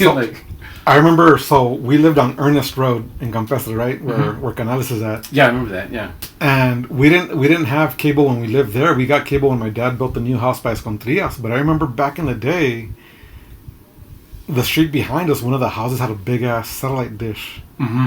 And we were none the wiser as to what the fuck channels they were getting, but I remember thinking, or the rumor was, oh, they even get channels from Chinese television or whatever. Right, something like, yeah, right, like they get weird shit from Saudi Arabia. Dude, she's my mother's like yeah. You're just conjuring shit up on your own, and like, yeah, they get Chinese channels and this and that. Like, who's gonna fucking watch something you can't fucking understand? You understand shit, right? But at that point in time, these theories that you got, you're like, that's gotta be fucking amazing. Yeah, dude. But going back to the rental stores. So we had Blockbuster, Hollywood Video, Video Masters, right? Furs for 49 cents. 49-cent rentals, yeah, I remember that. But I remember just think about someone that'll spoil a fucking movie for you back then. Oh, dude, okay. Vas a pinche Blockbuster, whatever, and everybody checks out the fucking movie the same when it fucking comes movie out. Yes, dude, and somebody, dude, okay, hang on, I got a few different points on this, dude, but I gotta use the bathroom again. Sorry. Go for it, bro. Give me, yeah. I gotta go pee too. So we're talking about spoilers and stuff, right? I got a couple of cousins, and I'm not gonna say their names or whatever stuff, dude. I guess I should. Fuck it. I mean, I already told the story about Victoria, right? No, my cousin Ernie and his brother Mark, they were like that. So they would, we'd sit down at their house, watch a movie and everything, whatever, and like they saw everything before we ever did, because we never went to the movies because my parents were like, no, we'll just wait till we get to the video store and then we'll watch it, right? So like Top Gun, they saw it first. Ninja Turtles, they saw it first. Batman, they saw it first. So every time we played, they were always the main characters, and we had to be like, oh, the side guys on the side, whatever. But we'd be at my Aunt Margie's house watching Ninja Turtles for the first time, and Ernie Mark would be like, check it out, Casey Jones is about to show up. Like, god damn it, dude. And then here comes Casey, whatever, like, oh, Seiko Bat, and they're saying the lines with the movie. It's like, god damn it, let me watch the movie, dude. Like, shut up, I haven't seen it yet, dude. Like, we'll watch it again. Like, we'll just rewind the tape and put it right back in the player. I don't give a shit, dude. But yeah, but they were like that. So they were always just spoiling the shit out of everything for me. It's like, god damn it, guys. Like, I'm pretty sure they're growing out of it, But when we were like 8 or 9 years old, like, that was like my first experience of spoilers. I was like, god, dude, like, just let me watch the movie, dude. Like, oh, look, he's gonna get knocked in the garbage can. Like, shit. And yeah, there's Raph with his fucking feet up in the air. Like, fucking hell, dude. God damn it, Ernie. Yeah, but I was thinking about them spoilers, bro. When people run a movie for you and then you go to Blockbuster and the chances that you get in the movie are slim to whatever, every so often. Like, a veces llegas y, oh shit, they got an extra copy, a toda madre. Right. And then other times, fuck, I'll come back later. I'm gonna rant this other random movie, right, just because the cover of the box looks cool. Right, now you're stuck watching like how Stella got a groove back. Just because Independence Day was all sold out, like shit. Yeah. So yeah, that happens, dude. And then like just recently, me and my sister, we were all at my mom's house or whatever. I mean, pozole, my sisters all came over and everything. It's just this Saturday, as a matter of fact, 2 days ago. And one of the kids brought up Scooby-Doo for some reason. And I told my niece, and she's how old is she now? She's like 9, I think. And I was like, and she's talking to us like we've never seen Scooby-Doo before, right? Like it's totally new and this and that and everything. I was like, the James Gunn ones. I'm not sure which one she's watching because like there's a couple different ones out there, that are out there now, right? A couple different generations of Scooby-Doos. The Freddie Prinze ones and Sarah Michelle Gellar were James Gunn. Were they? Yes. Really? I didn't know that, dude. That's probably why the soundtracks were so good. Mm-hmm. But she's talking about like the cartoons, right? And I tell my niece, like, baby, like you do realize that we were watching Scooby-Doo when we were your age, right? And she was like, no, this just came out. No, baby. Scooby-Doo's been around since the 70s. Like, we were watching that when we were your age. And it just, like, blew her mind. She's like, no, there's no way. Like yes, baby, that cartoon's that old. Like, it's been going on, continuously this whole time, right? Live action movies and everything, whatever stuff. Like, that's all... Like, those came out when we were, like, young teenagers or mid-teens, you know, whatever. And then I told her, like, baby, like, you know, when we were kids, like, we could only watch cartoons on Saturdays. And she's like, oh, because Grandma and Grandpa were so strict? No, because that's the only time cartoons would come out. And she was, like, completely confused, and she's like, what do you mean? I was like, that's it. That's all we had was Saturday morning cartoons. You know, like, there might have been a little bit, you know, after school. You know, like, there was, like, Simpsons came on, like, at 3:30, 4 o'clock or whatever. There was, like, one other cartoon, and that was it. And then it was just Married with Children, and, you know... Oh, eventually we had Batman, the animated series. Right, we had that, you know, in the early 90s and stuff. So, yeah, we had Batman, we had the Animaniacs, we had the Simpsons. Gargoyles. You know, I was like, but those were all Saturday morning cartoons. You know, that we used to watch them on Saturday morning, so we have to get up, watch cartoons for a little bit, and then start doing our chores and stuff. And she was just totally confused, like why only Saturday mornings? Like, because that was it. And she's like, I don't get it. Why? Like, why could you only watch cartoons? Like, and I had to explain to her, like, baby, we only had, like, 4 American channels. And she was like, what do you mean American channels? I was like, what channels that spoke English? And she was like, why 4? I was like, because that's all we had. You know, we had Channel 14, Channel 13, Channel 9, Channel 7. PBS. Yeah. You know, 14, 13, 9, 7, and 4. That's all we had. We watched Arthur because we had no choice. Yeah, right? You know, and I said, hey! Yeah, dude, fucking Magic School Bus, right? You know, fucking Mr. Rogers. Fucking lamb chops. Fuck! Yeah, right, dude? You know, like, that was good, like staying home from school kind of, like, you know, television watching, right? Fucking Sesame Street. 1, 2, 3, 4, 5, 6, 7, 8, 9, 10, 11, 12. You know, yeah, dude. And she was just like she couldn't fathom the idea. And she's like, well, why didn't you guys just switch over to Cartoon Network and start watching cartoons? Like, baby, when we were kids, we didn't have Cartoon Network. There was no cable when we were kids. We only had 5 channels that spoke English. And we had like 7 or 8 that spoke Spanish. But we never saw those because we didn't speak Spanish growing up in the house. And then, like, it dawned on her, and you could, like, see the wheels turning, and it finally clicked, and she was like, you guys only had 5 channels? Yeah, baby. Well, what about Netflix? Baby, we were around before the internet. Like, we're older than Google. You guys are old. Like, yeah, we are, dude. You know, like, yes, dude. And, like, I remember, like, having to, like, even watching movies, you had to put the TV to channel 3. You had to, like, switch a chingadera in the back of the TV from TV input the to RF switch or whatever. To the RF switch, yeah, you had to switch that motherfucker, dude, whatever. And like they were just completely just blown away at the fact that we had, like, analog shit to watch TV, dude. We couldn't just watch Cartoon Network or watch Nickelodeon or watch whatever. So yeah, baby, like, no, we didn't have any of that shit. You know, we didn't have streaming channels. We didn't have YouTube. We didn't have all that crap. Like, that's all new stuff that just came out. And she was just so blown away. I'm like, yeah, maybe like this cartoon, that cartoon. And I started naming stuff. It's like The Simpsons. She's like, you guys used to watch The Simpsons? Like, yeah. Like, it first aired on, like, December 31st, 1989. I think was the first episode of The Simpsons. And then, like, it's like 1989? Like, yes. Like, I was 8 years old. Your mom was 6. And, like, she looks at her little brother and she's like, you guys were, like, our age when The Simpsons started? Yes. And you guys are your age now? Yes, we are. And The Simpsons has been going this whole time? Like, yes. Yes, they have. And The Simpsons never age. And they never aged, you know, whatever. Yeah, so her little mind was just blown, dude, that, like, they're watching cartoons now at our age that we started when the cartoons started back then, dude. And it's like you start thinking about weird stuff like that. It's like, holy shit, like, yeah, dude, I remember chat rooms, you know, like. Oh, dude, I got stories about chat rooms. Like, right? Yeah, who doesn't? ASL? Mm-hmm. Wow. Real quick, before we go into that, I remember you were mentioning Marco Nava right now. Yeah. I remember they weren't allowed to watch The Simpsons. I remember him telling us. Yeah. They couldn't watch certain stuff on TV. Certain stuff, yeah. They couldn't.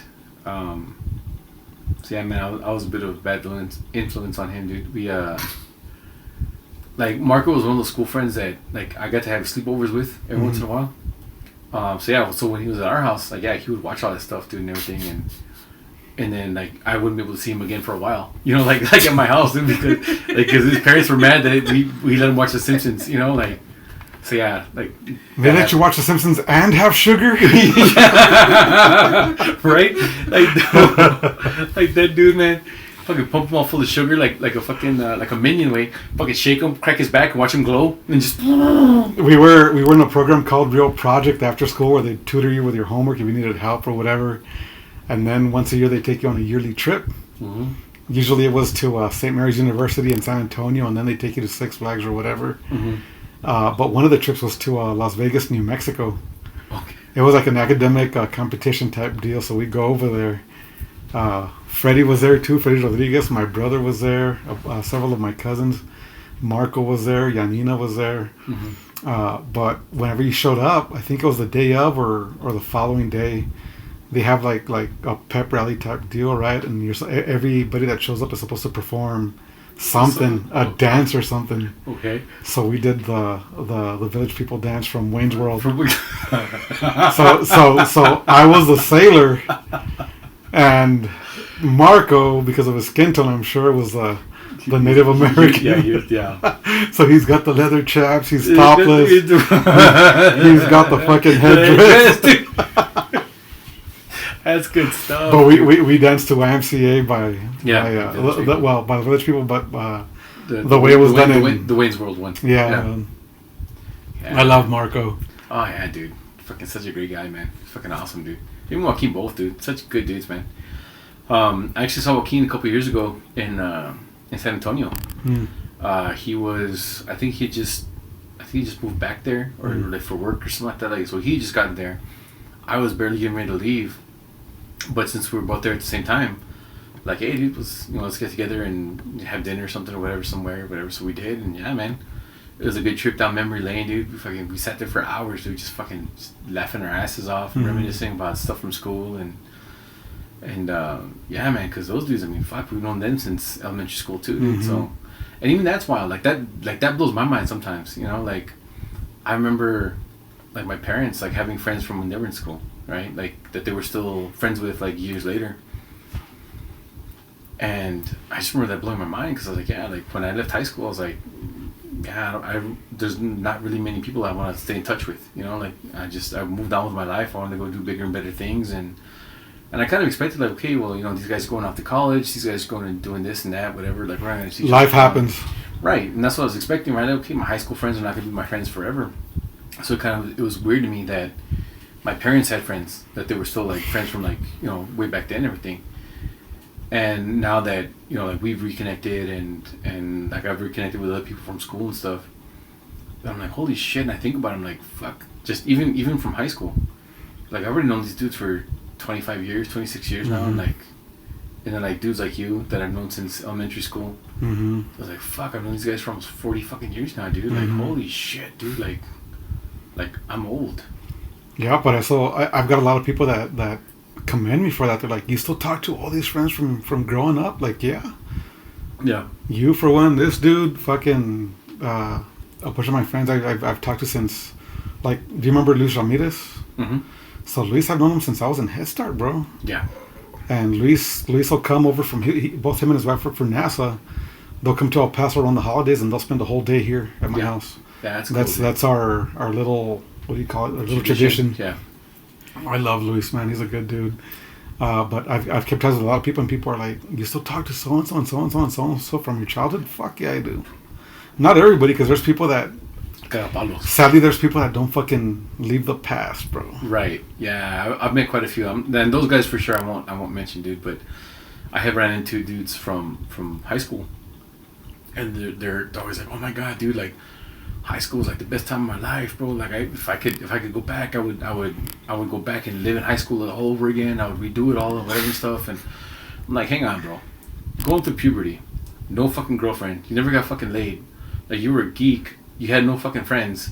But somehow that's, like, your best fucking memories of life? Was that, dude? Like, bro, like, you've got kids. Mm-hmm. Like, your memories with kids should be better than anything you did in high school. You know, like, any life event that you've had since high school should be way better. Graduating from college. College should have been better than high school.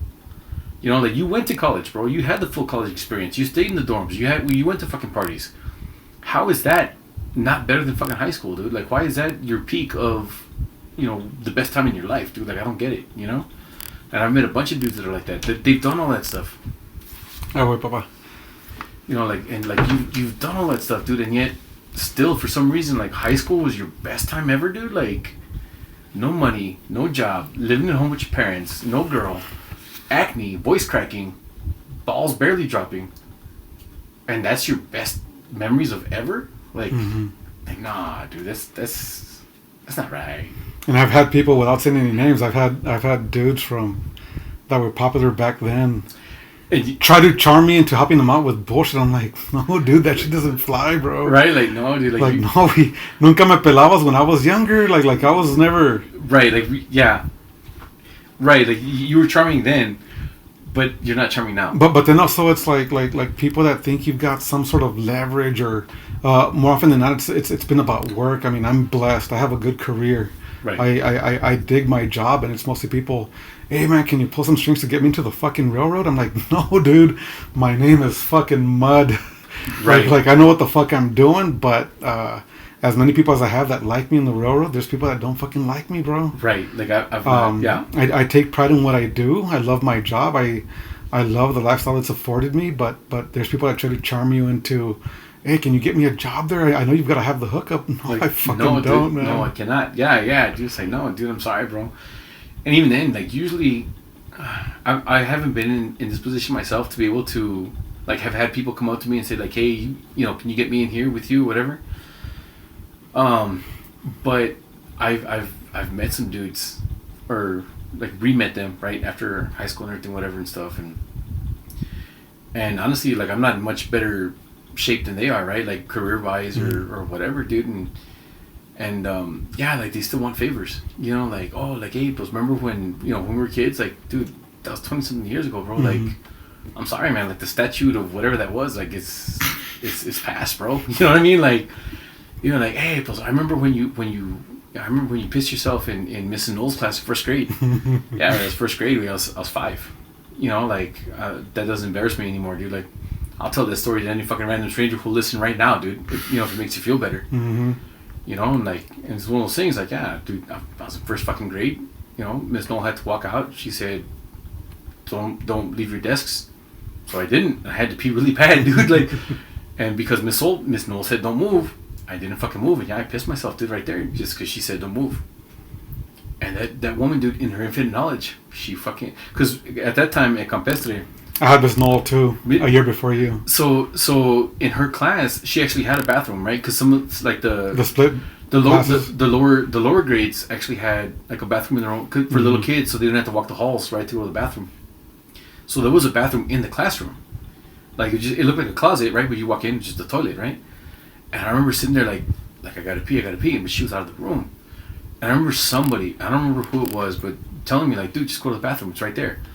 And I was just like no, she said not to move.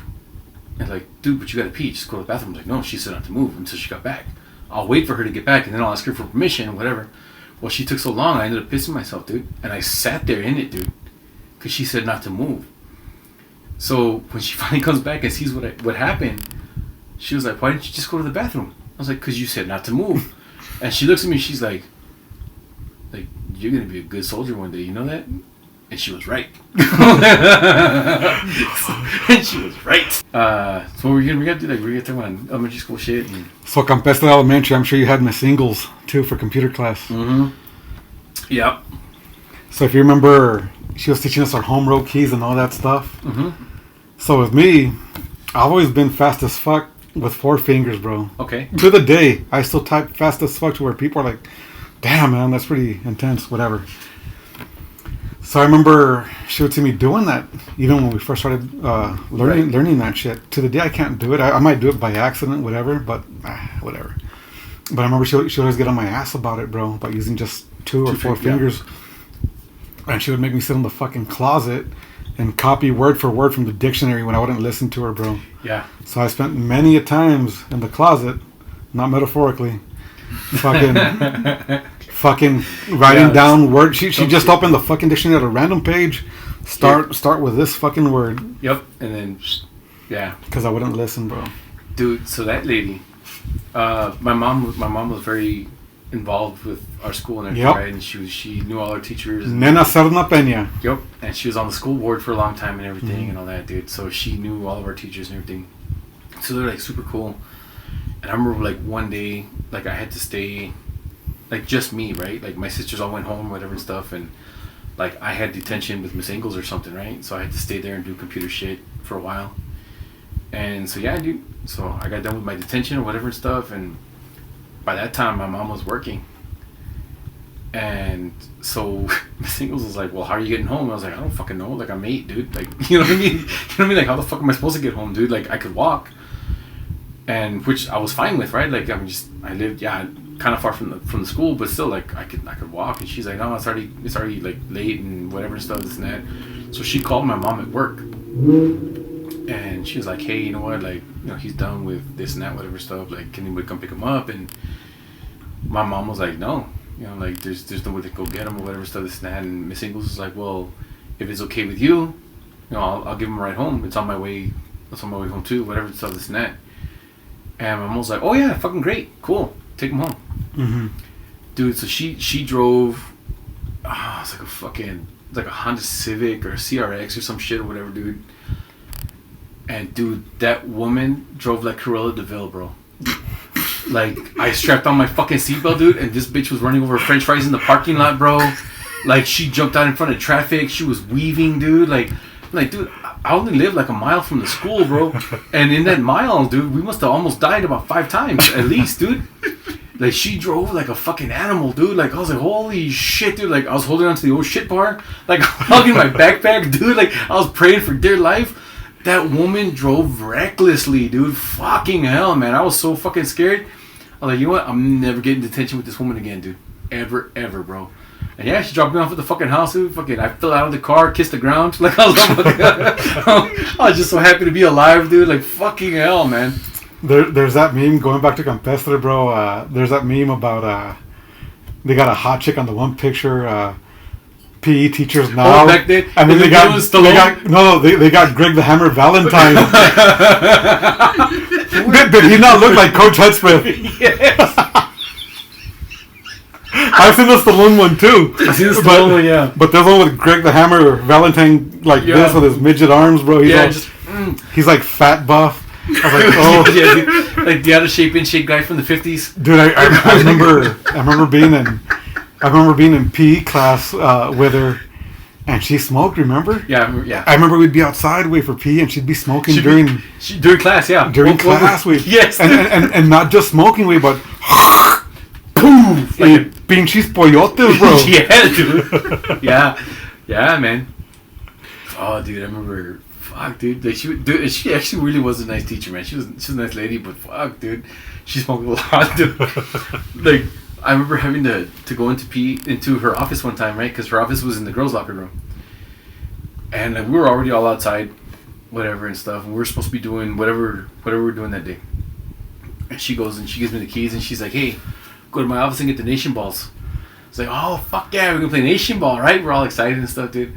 So I run to the office, dude, and I fucking unlock it, and I walk in there, and poof, just this wave of fucking like cigarette smell, dude, just hit me right in the fucking face. I was like, "Ching, on the moment."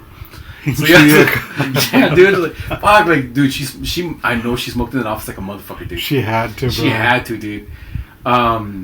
Miss Scott was the same way. Her classroom, and Miss Scott never smoked in her classroom because by that time we couldn't, right?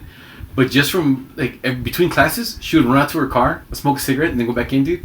Like it was just so on her clothes. It was just so like impermeated into her hair and shit, dude. Like her class always smelled like cigarette, dude. That's gross, bro. And I was like, God damn it, dude. And like now I'm like, so now as a smoker myself, I'm like, fuck, does my shit smell like that? Do I smell like that? I don't think I smell like that. You know, like I'm very self-conscious about it now, dude. And maybe from so many fucking teachers that smoke that just smelling on them all the time, I was like, fuck, dude. Like if I ever start smoking, I don't want to smell like that motherfucker, dude. I remember, speaking of Nation Ball, I remember we were playing one time. It's essentially dodgeball, right? Yeah. And remember, I was in a class full of jocks. I had Abel Vidales, Tony Nieves, Yeah. whoever the fuck else, right? But they were athletes their whole fucking life, right? Essentially. Yeah. But I remember, I won't say his name, but there was a guy that was being a sore loser, and I was on the winning team.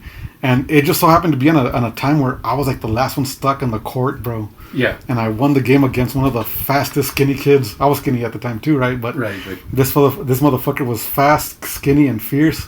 And I fucking throw the ball and I fucking get him out. And he was a sore loser and he's pissed off about it.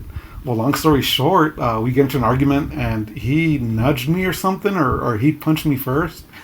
And I fucking threw a haymaker. Like, I'm not aiming for his face, but I throw a haymaker. Boom! Clock him right in the eye. He gets a black eye. Ugh. Coach Hudspeth sees it. So, of course, we get sacked. Right. So, Campestre Elementary used to go up to 8th grade back in the day, right? Yes. It was only till 5th grade at that point. I think we were in 4th or 5th grade already. And the sack room was the band room, the old band room. Yeah. There's no fucking windows. So, it's dark as shit in there. So, there's someone else, I won't name either, but one of the shortest guys in class my age that was a fucking vago too.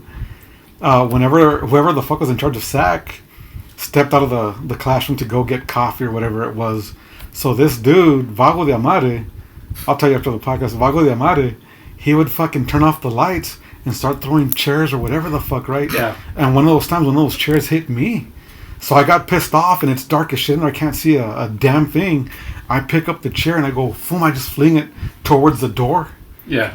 And in the moment, I'm not thinking I'm gonna hit anybody. Right. Like I should have thought it might hit the teacher if they happened to walk in at that very moment, but thankfully that wasn't the case. But I just flung the fucking chair, and you just hear poof. I fucking got that motherfucker in the dark, bro. The fucking vago, and sure enough, the teacher shows up, and He turns on the lights, bro. And finds homeboy fucking crying. What the fuck happened? Yeah, it's like, I don't know. Dude, I remember. So one of my aunts actually works at Campestre now, right? Like she does admin stuff in the office. It's just funny because we were talking about it like a couple of years ago, and she was saying how, like, it was funny. We were talking about whatever, right? And she's like, "Yeah, I went to the band room and I did this and that, whatever stuff." And like, I knew what she was saying. Like, okay, cool, I remember the band room, whatever. And then I think one of her kids, one of my cousins, like they were at Campestre at the time, and they stopped and was like, "What band room? We don't have a band. We don't have a band room. Whatever, it's not." I was like, "Oh, it's the room that's right here by the cafeteria, or whatever, blah blah blah, this and that." And my cousin was like, "No, we use that for this now." And my aunt was like, "Yeah, but back when they were in school, it was the band room." Yeah, because you probably only had like 20 students in band. Right, at that time, because it was just, like Becca went in that bedroom, right? Like Becca and Johnny and a couple of my other cousins. So my cousin was just blown away that, like, and my aunt was telling me, like, yeah, like, they're, like, some of the older people that work at Campestre, they still refer to that room as the band room, even though it hasn't been the band room for 20 years, whatever. Like, the older people that had kids that played band in that room, they still call it the band room. And, like, I remember when Campestre had lockers, dude. Like, I remember going through there, whatever stuff, and I seen the lockers and thinking, like, man, I can't wait till I get my own locker and this and that. And then, like, they got rid of 6th and 8th grade to open up Socorro Middle, and I was like, man, fuck, I gotta wait, And then, yeah, dude, I remember food fights at fucking Socorro Middle, dude.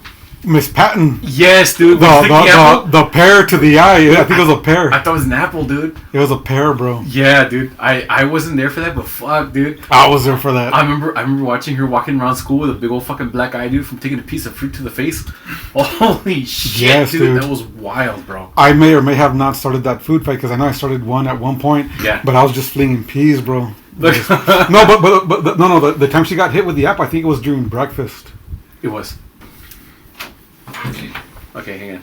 Yeah, we're gonna restart that. So this one particular food fight, right? Like I wasn't there because we never got to school early enough to have breakfast at school. But I saw the aftermath there, do whatever stuff, and I've been in like a couple of lunch food fights. And I was always like, dude, like as soon as the food fight started, I'd fucking just haul ass out of there, dude. Mm-hmm. Cause like, yeah. Otherwise, you're soaked in milk or mashed potatoes. Right, exactly, dude. And you have to help clean up the fucking cafeteria. You know, I was like, fuck that shit, dude. Like, I just fucking take off, dude. And I remember like seeing band kids like picking up their tubas and shit, like to use them like to block the food and like try and scurry out of the cafeteria and stuff. But that one dude, like I heard the story. Food fight was like in full swing, dude. Like it was bad. And so she walks in to as soon as she walked in, bro. As soon as she walked right into a fucking apple, dude. From the front doors, the office is over here. The cafeteria doors are right here. As soon as she walked in, boom. Yep. She opened the fucking doors, like walks in, ball swinging, and just bow, fucking apple to the fucking eye, dude. And she was walking around with a black eye for at least 2 weeks, dude. Like it was gacho, dude. Somebody fucked her up, dude. Like I don't remember who threw that apple, dude. And nobody wanted to say because they didn't want it to get back to her, right? Like as far as like who did it. But like the guy or girl who threw it, they knew what they did. And to this day, I don't think anybody actually knows but them, like who actually threw that fucking apple, dude. Fuck, I want to say I knew, but I don't remember. But yeah, dude, that was wild. Yeah, there was one that I started for sure. No. I think somebody started throwing shit at me. Something light, and I started throwing peas at them. And then it triggered a food fight. Yeah. Like you said, I got the fuck out of there once it fucking went all out. Yep. But nobody knew it was me that started it. Yeah. So, talking about little kids being shits. Do you remember Mr. Lau? Yeah, Mr. Lau was such a good dude, bro. Pobrecito. Dude, David Lau. Dude, we rode that poor fucking bastard, dude. Fuck, man. So, Mr. Lau had this thing, right, where he would write on the whiteboard, like, the agenda for the day, or he'd do, whatever. And so, this dude had started a magazine. Video game magazine. It was kind of like Wizard magazine, right? But or EGM. But we called it Glitch. I still got copies in my garage. I remember last time. I think the first time I came here, like you had showed me the copies that day. Levi was here that day. Yeah. And so yeah, dude. So he was he was the teacher in charge of the Glitch kids, right? So this fool got me in the Glitch, and it was who else was there, dude? Was it Albert Bama there? There's somebody else was there, dude. I remember David. Was it David that was there? Or was it Danny Venegas, David Torres? Yeah, I remember them dudes. So we would sit there, dude, and so he would like trust us to just be in his classroom at lunch, right? Mm-hmm. Like working on the magazine. And for the most part, we usually would. Mm-hmm. We'd sit there and we'd draw stuff out for the thing, or we'd be typing a review of some game or whatever. Mortal Kombat fatalities. Yeah. And and otherwise, when we weren't doing that, we were goofing off, right? I mean, fuck, we're middle school kids. What the fuck else we're gonna do? So, like on his fucking whiteboard, we would start erasing letters off of shit to like spell other words. So like he always had title like written on the board for some reason. So we would erase the LE, so it just said red tit, or like change asteroid to steroid, so we would just erase little things here and there off his board, dude. So it just read dumb shit and like, oh man, dude, that poor dude, bro. Like we were such assholes with him, dude. Like, Mr. Lau, if you're watching this, I'm so sorry, man. Like we were cooler birds, dude. I'm so sorry, dude. We used to give. Did you ever have Mr. Mesa? Mm-hmm. He was my homeroom teacher, bro. He was a history teacher. Yeah. So Mr. Mesa was a bit of a dumbass too. Like whatever. He was a dick, so fuck him. But I remember he would get on my case for talking. Obviously, right? I was always getting in trouble for talking. But this one time he had his fly wide open, bro.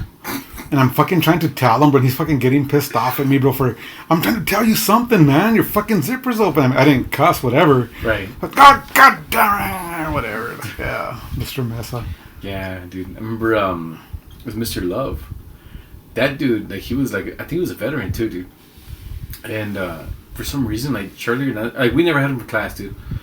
But for some reason, dude, like Charlie Hernandez, like he knew him or they got along, or I think maybe like he knew Charlie's parents or something, or I don't know the fuck, dude. But he was always messing with Charlie, dude. And one day, fucking Mr. Love, he brought in That's elementary again. No, no, sorry, not Mr. Love. It was somebody else, dude. But it was in middle school. Oh. For sure, it was in middle school, dude. As a matter of fact, I think his last name was Love, but he was Dr. Love. It was another vato, elderly dude, pelon. Not Mr. Love from Campestre, dude. It was a different vato. But but for some reason, dude, like him and Charlie had like one of those weird like antagonistic friendships. For some reason, like they were just always fucking with each other, dude. And so one day this fucker brought in like you know those ab workout machines. Mm-hmm. You know, you put the electrodes on your panza and shit, and you fucking turn it on and makes you do like mock crunches or whatever.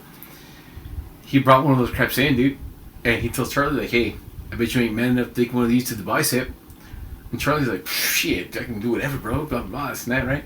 So, dude, he connects those electrodes right here, dude, on Charlie's arm. And he's like, "I'm only gonna give you a little shock. It's fine." He's like, "Yeah, Mister, whatever. Do whatever you want to do." And this dude cranked it up to like fucking 20, dude. Cool. and fucking Charlie's arm went pop. Like he smacked himself and everything, dude. He chicken winged Charlie, dude. He's like, fuck, turn it off.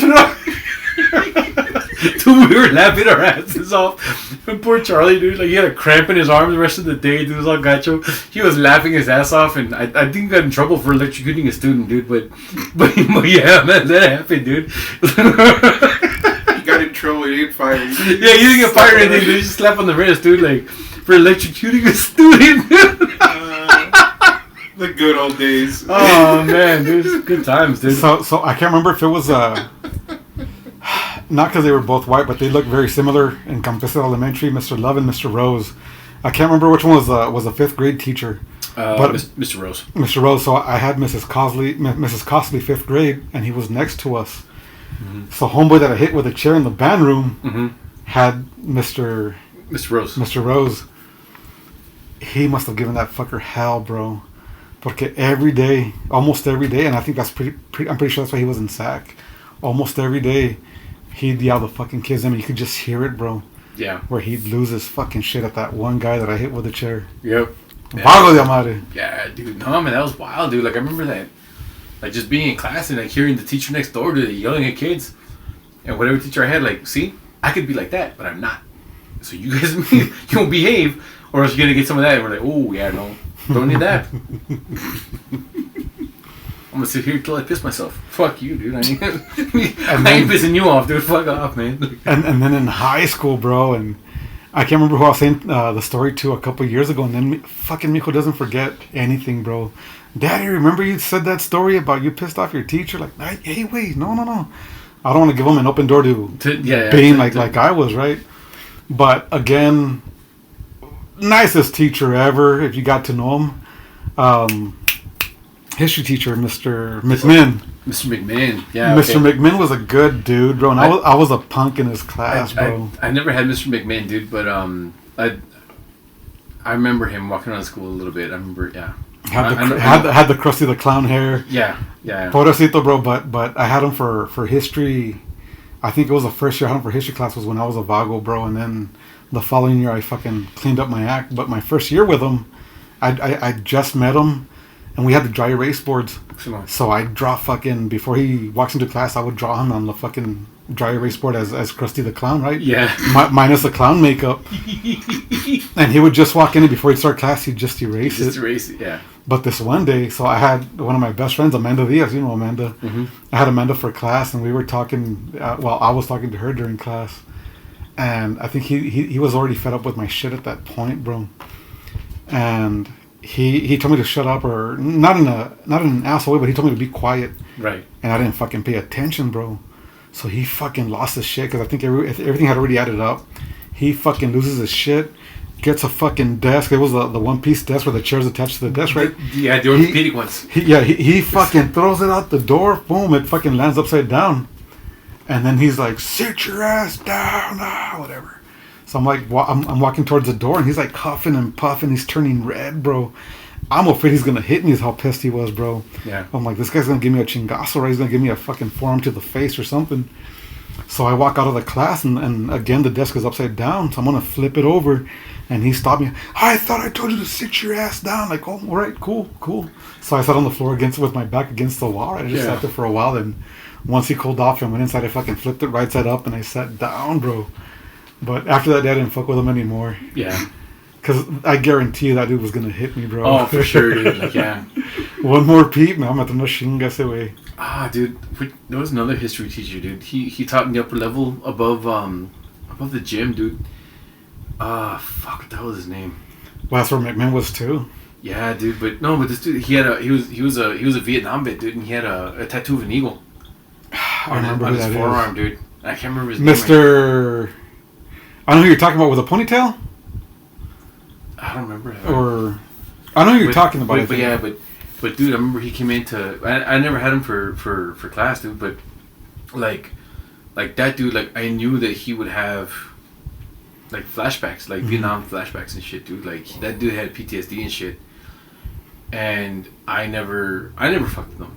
But I heard stories of like other kids in his class like fucking with him and shit, dude. And I was like, man, dude, like they're so fucking lucky that they just never fucking cut hands from that dude. Cause was it Mr. Sear? it might have been. He's the one that had the ponytail, but I think he had tattoos. I don't remember. Yeah, it might have been, dude. I can't remember his name right now, dude. But I remember he came over one time and shit, and he was talking shit, dude. Cause my teacher went out for whatever, something like, hey, can you just watch my class for a little bit? It was his off period. Yeah, Simon. What are you guys talking about? Like, oh, we're talking about this and that. Like, all right, cool, whatever. Talk about something else. And he just went into a lesson, right, about whatever this and that.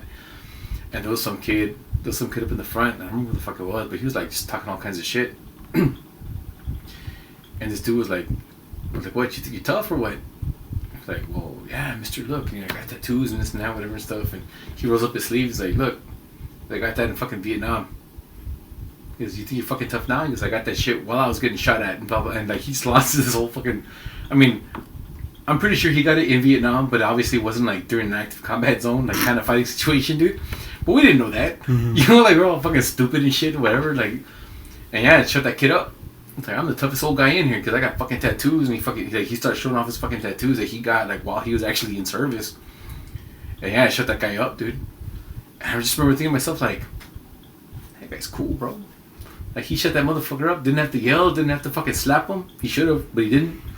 Whatever. And like, yeah, that guy was cool, dude. I had a similar situation with. I remember it was my sophomore year.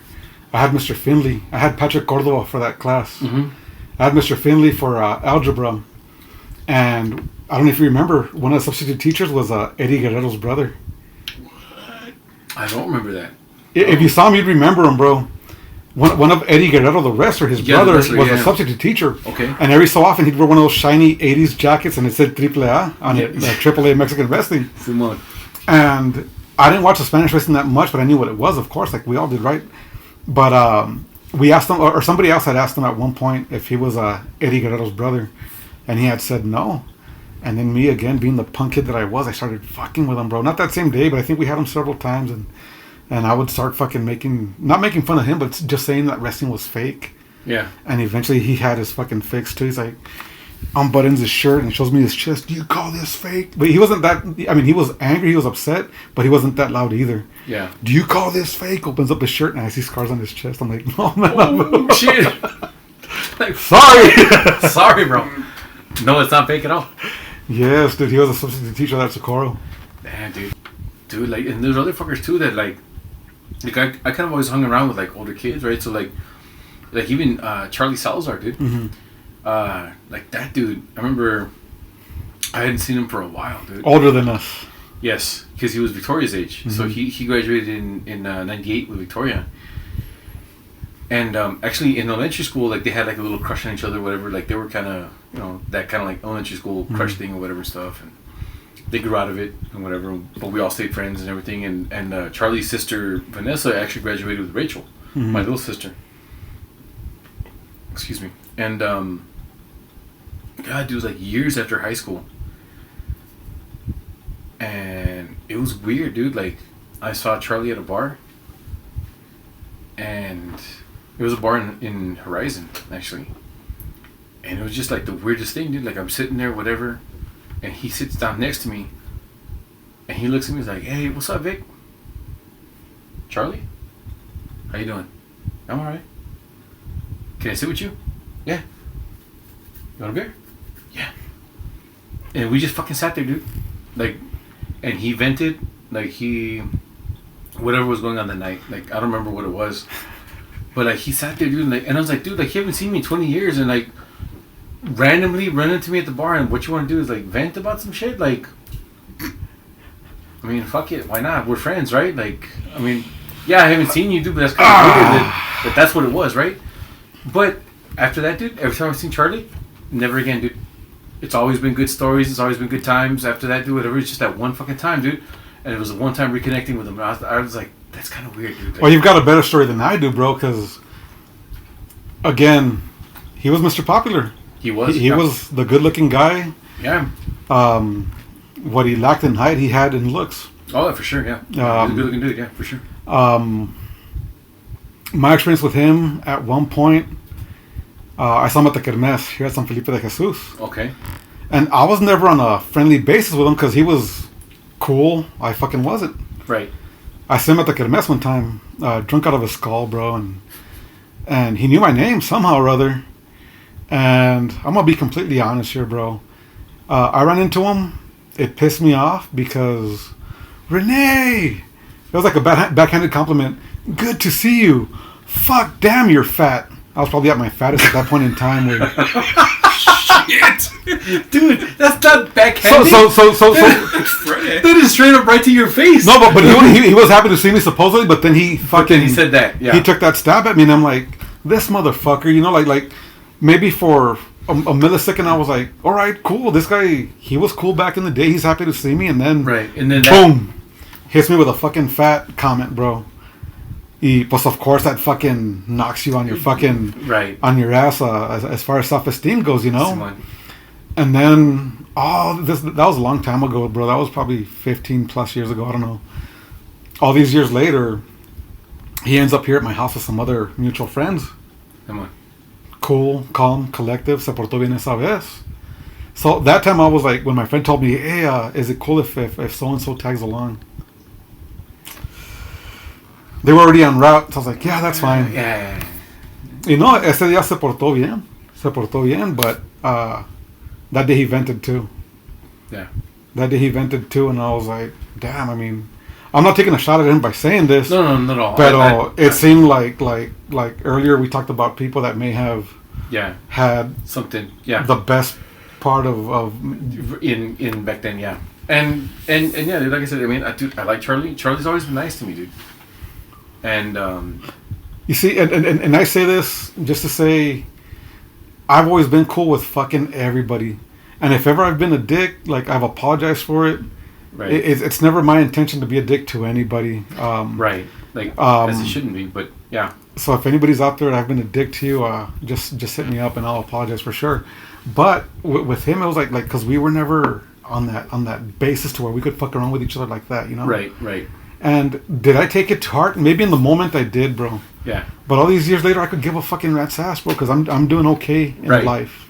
Right, and that's one of those weird things, right? Like childhood hurts and everything, whatever stuff, and you know, as a kid, you always think like, oh, like this is gonna hurt forever, and you know, blah blah. Like I'm never gonna live down, you know, having pissed in first grade on myself, dude. And it's like, nah, dude, like fucking, almost, 35 years later, I'm like, I go, fuck, I pissed myself in first grade. I don't give a shit, dude. You know, whatever.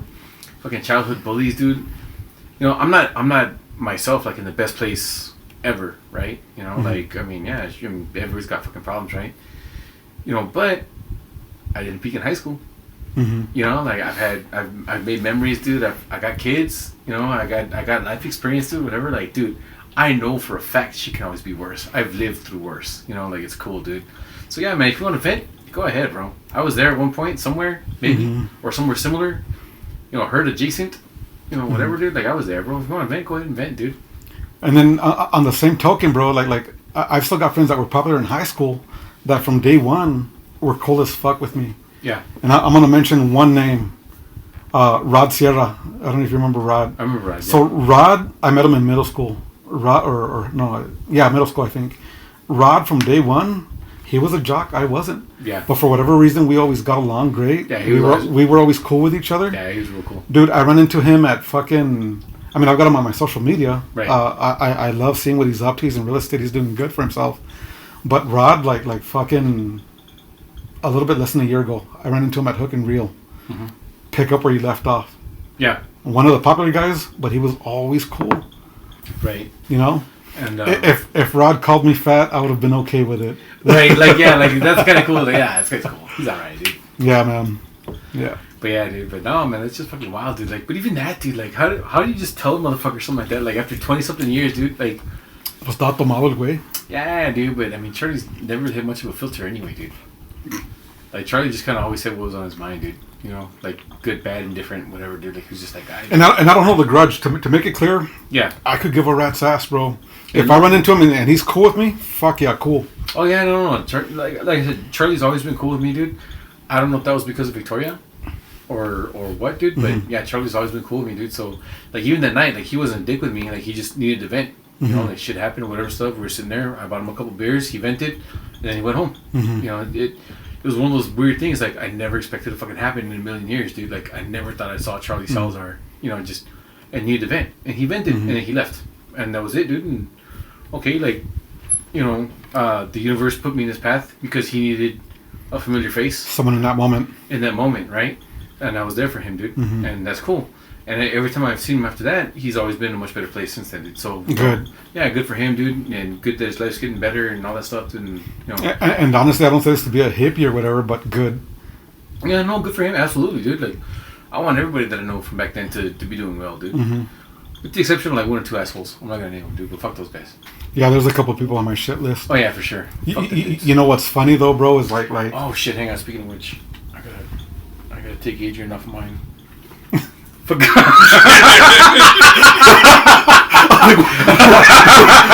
Like, what's this fucker doing? You're like Steve Buscemi. Yeah. Hang on, Adrian be cool. Fucking name, take that list. Like, nah, I'm fucking with you, man. Nah, Adrian's always been cool with me, dude. Nah, fucking this guy's cool as shit. I was like, hey, Steve you Buscemi and Billy remember? Madison. Like, fuck, he remembers the underwear.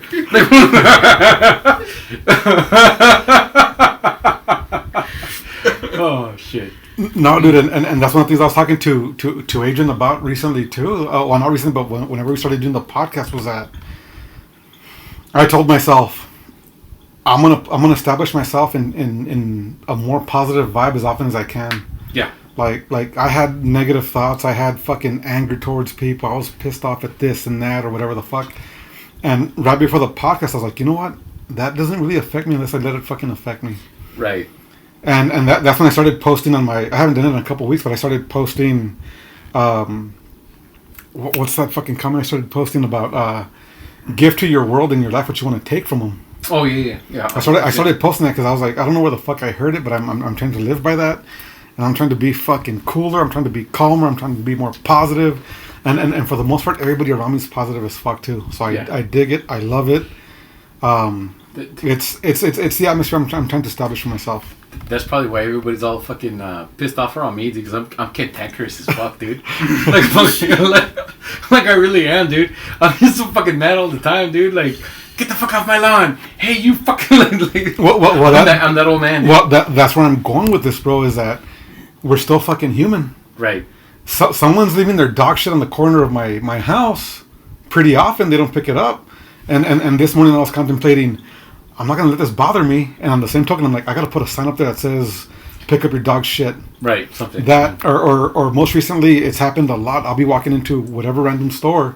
I'm walking in, and people have a habit of blocking the entryway. Oh God, that bugs me, dude. And you're like, you bite your lip, and you're like, all right, they're gonna move, and then they don't. So whereas before, I'd loudly say, "Hey, let me through," or "Excuse me." Yeah. I'm calm about it now. Like, I'm trying to fucking watch my tone to, "Hey, yeah, can I get through?" Yeah. A lot friendlier, and I'm happy for the most part, but I do have a temper, bro. Yeah, no, dude, no, I really do, man. Dude, like, I make jokes about being like fucking cantankerous and saying shit, dude, but I really don't, man. Like, I don't need that kind of crap, dude. You know. And like, there's tons of shit that bugs me. There's a ton of shit that bugs me. I really am, dude. Like, I'm very easily like just pissed off about crap. You know, you got like slow walkers at the grocery store. También. And it's like, dude, get the fuck out of the way. Like, I know what I need. But then I have to remind myself, like, okay, you know what? They might not be specifically shopping for one thing, or maybe they're looking for something. They don't know where it is. I don't know why they're walking so slow, so I'm not just gonna assume that that's just how they walk. So like, fuck it. Like, hey, you know what? Excuse me. Or I'll cut down a different aisle and I'll go around or whatever stuff. Or those ladies that they take up the whole fucking aisle. Like, I don't know how they do it. A small lady behind a fucking shopping cart, and they still manage to make themselves 3 carts wide and take up the whole thing and slow walking. It's like, fuck. But I have found that lately, by not addressing it or not talking shit, that they just kind of naturally see me and they pull to one side and let me through. Yeah, it's like everything else. Everything always works out the way it should work out. Right. So I've been you got to be non-reactive, bro, and I think that's hard for me, dude, to be non-reactive. That's very hard. Because even agents say all the time that I'm a good dude, that I'm not a certain way, or he doesn't portray me to be this way. But right. I think at the start of this year, I changed for sure. But before, I'd be loud as fuck, bro. Like, hey man, can I fucking get through? I wouldn't curse. Right. Hey man, I gotta get through. Oh, I'm sorry, or whatever. Yeah. But it got to the point where even again working in San Diego most recently, dude, it's been years. Like I'm talking about possibly even decades since I've turned back a meal at a restaurant. Yeah. This last work hitch, we went to a place, and I got a meatball sandwich. Dude, the food wasn't good. It was that sandwich was not good. How do you mess up a meatball sandwich? Yeah. Well, the meatballs taste like Spam instead of meatballs for one, and then the fucking the sauce tastes like it tastes bitter. Like there's something wrong with it. Kind of sour, bro. Okay. And I told the girl, I was like, I told the waitress, I was like, you know what? I don't ever do, and I was calm about my approach. I was like, you know what? I don't ever do this. I usually just suck it up and I eat the meal regardless of if I ate it or not. But I cannot eat this. I tried to force myself to do it. I can't do it. She's like, what's wrong with this sandwich? I'm like, it is fucking terrible. But I said it in a cold tone. Right. It is fucking terrible. It tastes terrible. It tastes like shit. It's just not a good sandwich. There's something wrong with the sandwich. What's wrong with it? It's bitter, it's sour, and it tastes like Spam. I like Spam. Yeah. But I don't like Spam on a spoiled Spam. Yeah. But dude, I felt so guilty after that, because I feel like it's not her fault. It's really not. It may or may not be necessarily the kitchen's fault either. It's just maybe something that was overlooked. Right, and it happens. Fuck it. Well, we're human, and it is what it is. People make mistakes and shit. And see, I'm trying to get better about that, dude. But I think even when I don't say shit, I think my face says it all. It's like I get that resting motherfucker face, and like even when I'm not saying shit, like people can see my face and like, oh yeah, this guy's an asshole. Let's just move. I'm really not. I mean, I hope I don't look like an asshole because I'm not, but it's. No, I'm pretty sure I look like an asshole. Like I'm pretty sure I got the like asshole face. Like I'm just pissed off, dude, but I hold it in, and I'm really not, dude. I really try not to be an asshole, dude. And I mean, hopefully, like this conversation kind of proves it with the jokes and the whole all that going on. But yeah, dude, there's just sometimes I'm upset about whatever the situation is, dude. I'm fucking peeved, and like it comes through on my face like really fucking obviously, dude. Like, and people are like, oh shit, I've got resting Spartan that gives free hugs face.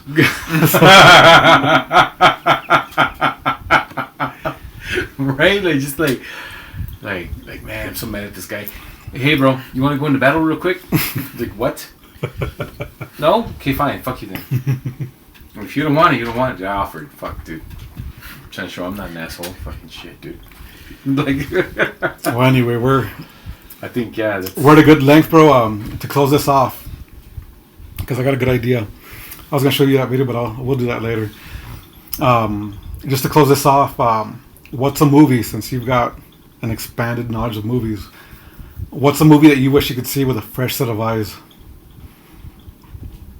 Like a movie that the first time you saw it, it was impactful, it was amazing, you loved it, and you wish you could see that movie again as if it were the first time you ever saw it. Predator. Shit, yeah, dude. The first Predator movie, dude.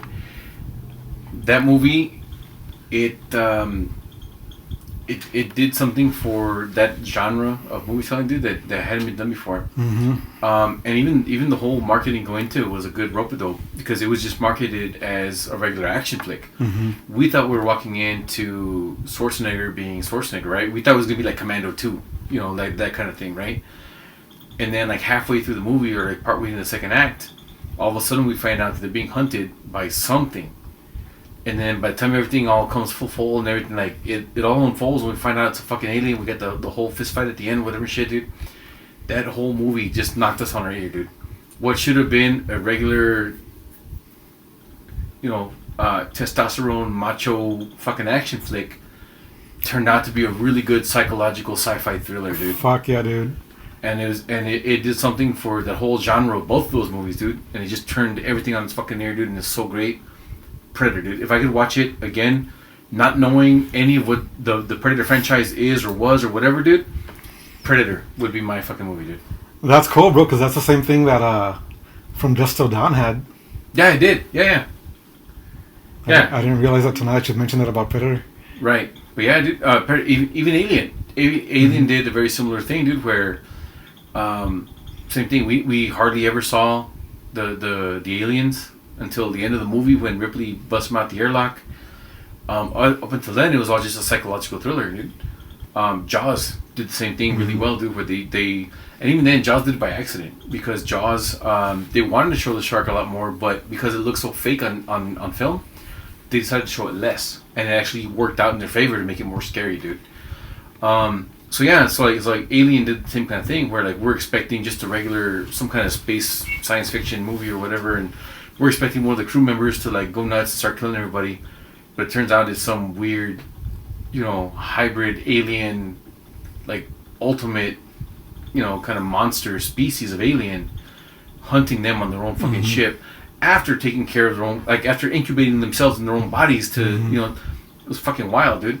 But for me, dude, Predator did it, dude, where they did the same thing of the minimalistic showing of the actual creature. They did the rope-a-dope of setting it up as an action movie before it became the science fiction thing, dude. Like, yeah, Predator was fucking perfect, dude. From beginning to end, it was great, dude. Predator would be my movie choice to watch with, as an older man now, with a brand new fresh set of eyes. If there was nothing else before it that did anything like it, nothing to compare it to, nothing to say, like 5 minutes into the movie, like, oh, I saw this when they did this movie. Like, no, dude, all that shit, just fresh new eyes. As a 40-year-old man now, fucking Predator. You're 42, we. I was running down. Shut up, let me have it. So for me, bro, and I know when it came out, people loved it for sure, but there were people that didn't like it, that thought it was cheesy. But for me, bro, Signs, M. Night Shyamalan. Yeah. Because I remember, bro, when I had some film history class at art school after high school. And I remember they talked to us about Alfred Hitchcock movies. And I thought Psycho was great. Yeah. And I didn't realize it till after the fact that the teacher explained, if you pay attention, Psycho kind of puts you in the movie. Yes. Not that many movies do that. Yeah. Alien did that too. Yeah. They put you in there. They put you in the movie. You're wondering where the fuck the alien's running through the vents or whatever the fuck. So with Signs too, where they're in the house and you see the creaking, or you hear the creaking outside and all that stuff, or you see the finger under the doorway. It's very Alfred Hitchcock like. Yes. I remember the first time you see the alien in that party home video footage on the VCR or whatever on the news. That was like to me that was like, wow, dude, that was right. And it does, and even that, they even twist, I know like for a while like M. Night Shyamalan was huge, right? Like with the first couple movies, like but once people started figuring out like, oh, there's always a twist. Yeah. It kind of got to the point where like, okay, we can figure out the twist before it came or whatever stuff, dude. But Signs was one of the early ones before we all figured out that he had twists. And all it was right after Sixth Sense. It was. And Sixth Sense was amazing too, but to me, Signs.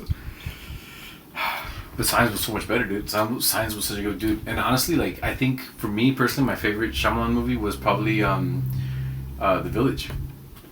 Like, Brody. Yeah, that movie got me, dude. Like that twist was still like, holy shit! Like I wasn't expecting that. When you see the airplane. Yeah, and I was expecting it to be more of. I mean, like the because they had like a fake twist before the real twist, right? So the fake twist of it being the elders, monster. Yeah, the elders being the guys dressing up as the monster to scare people, like that one I kind of saw coming. But when they pulled the double twist on it. And they show like, oh, this is what it actually is. I was like, oh fuck, dude, they got me, dude. The elders dressing up in the costumes was a red herring, dude, and I totally fell for it. And yeah, dude. So I think my favorite movie M. Night Shyamalan so far is The Village. But yeah, the twist and then another twist up top. Fuck, dude, got me. Hell yeah, man. Let me express one more thing, bro. One more thing before we cut this shit out. What you got? So you were talking earlier about Thanos, so the way they sprinkled him in all the movies and built them up. Mm-hmm. That was perfect because of all movies, bro. I always compare every movie, Justice League included, the original cut, not the Snyder cut. Mm-hmm. They never built up Steppenwolf. No, never ever. But there's a bunch of movies that don't do that. They just show you the villain. There might be one altercation in the middle or at the beginning somewhere, and then at the very end. Right. I compare every movie, honestly, bro, to fucking The Lion King. The way fucking Scar was always meddling with everything, bro. The whole thing, and you can see little bits of it before it even happened, dude. You know, like. And essentially, Lion King is which Shakespearean story?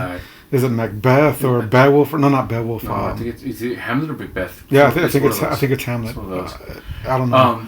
But okay, but then talking about one last thing, dude. With talking about soundtracks and all that stuff, whatever, dude. Like, how big of a fucking misstep did they take? The villain's name is Steppenwolf.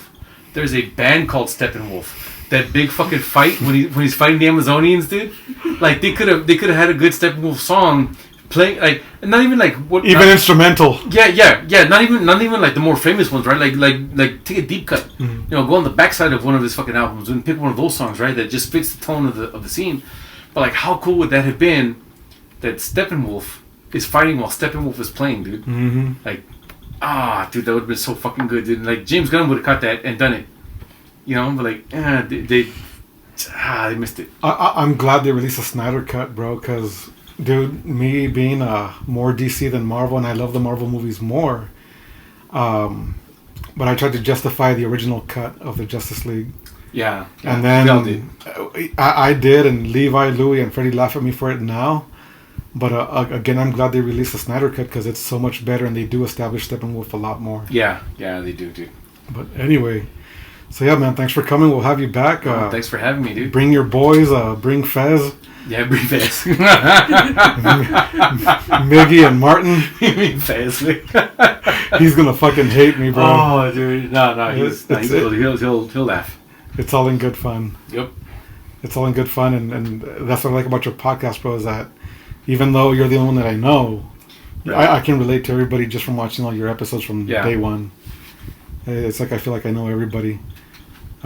Martin's kind of quiet, but you said he's not always that way, right? Yeah, no, Martin's the kind of guy that, like, he doesn't say a whole lot, but when he does, like, he's got a good zinger. Yeah, dude, right in the fucking teeth, dude, every time.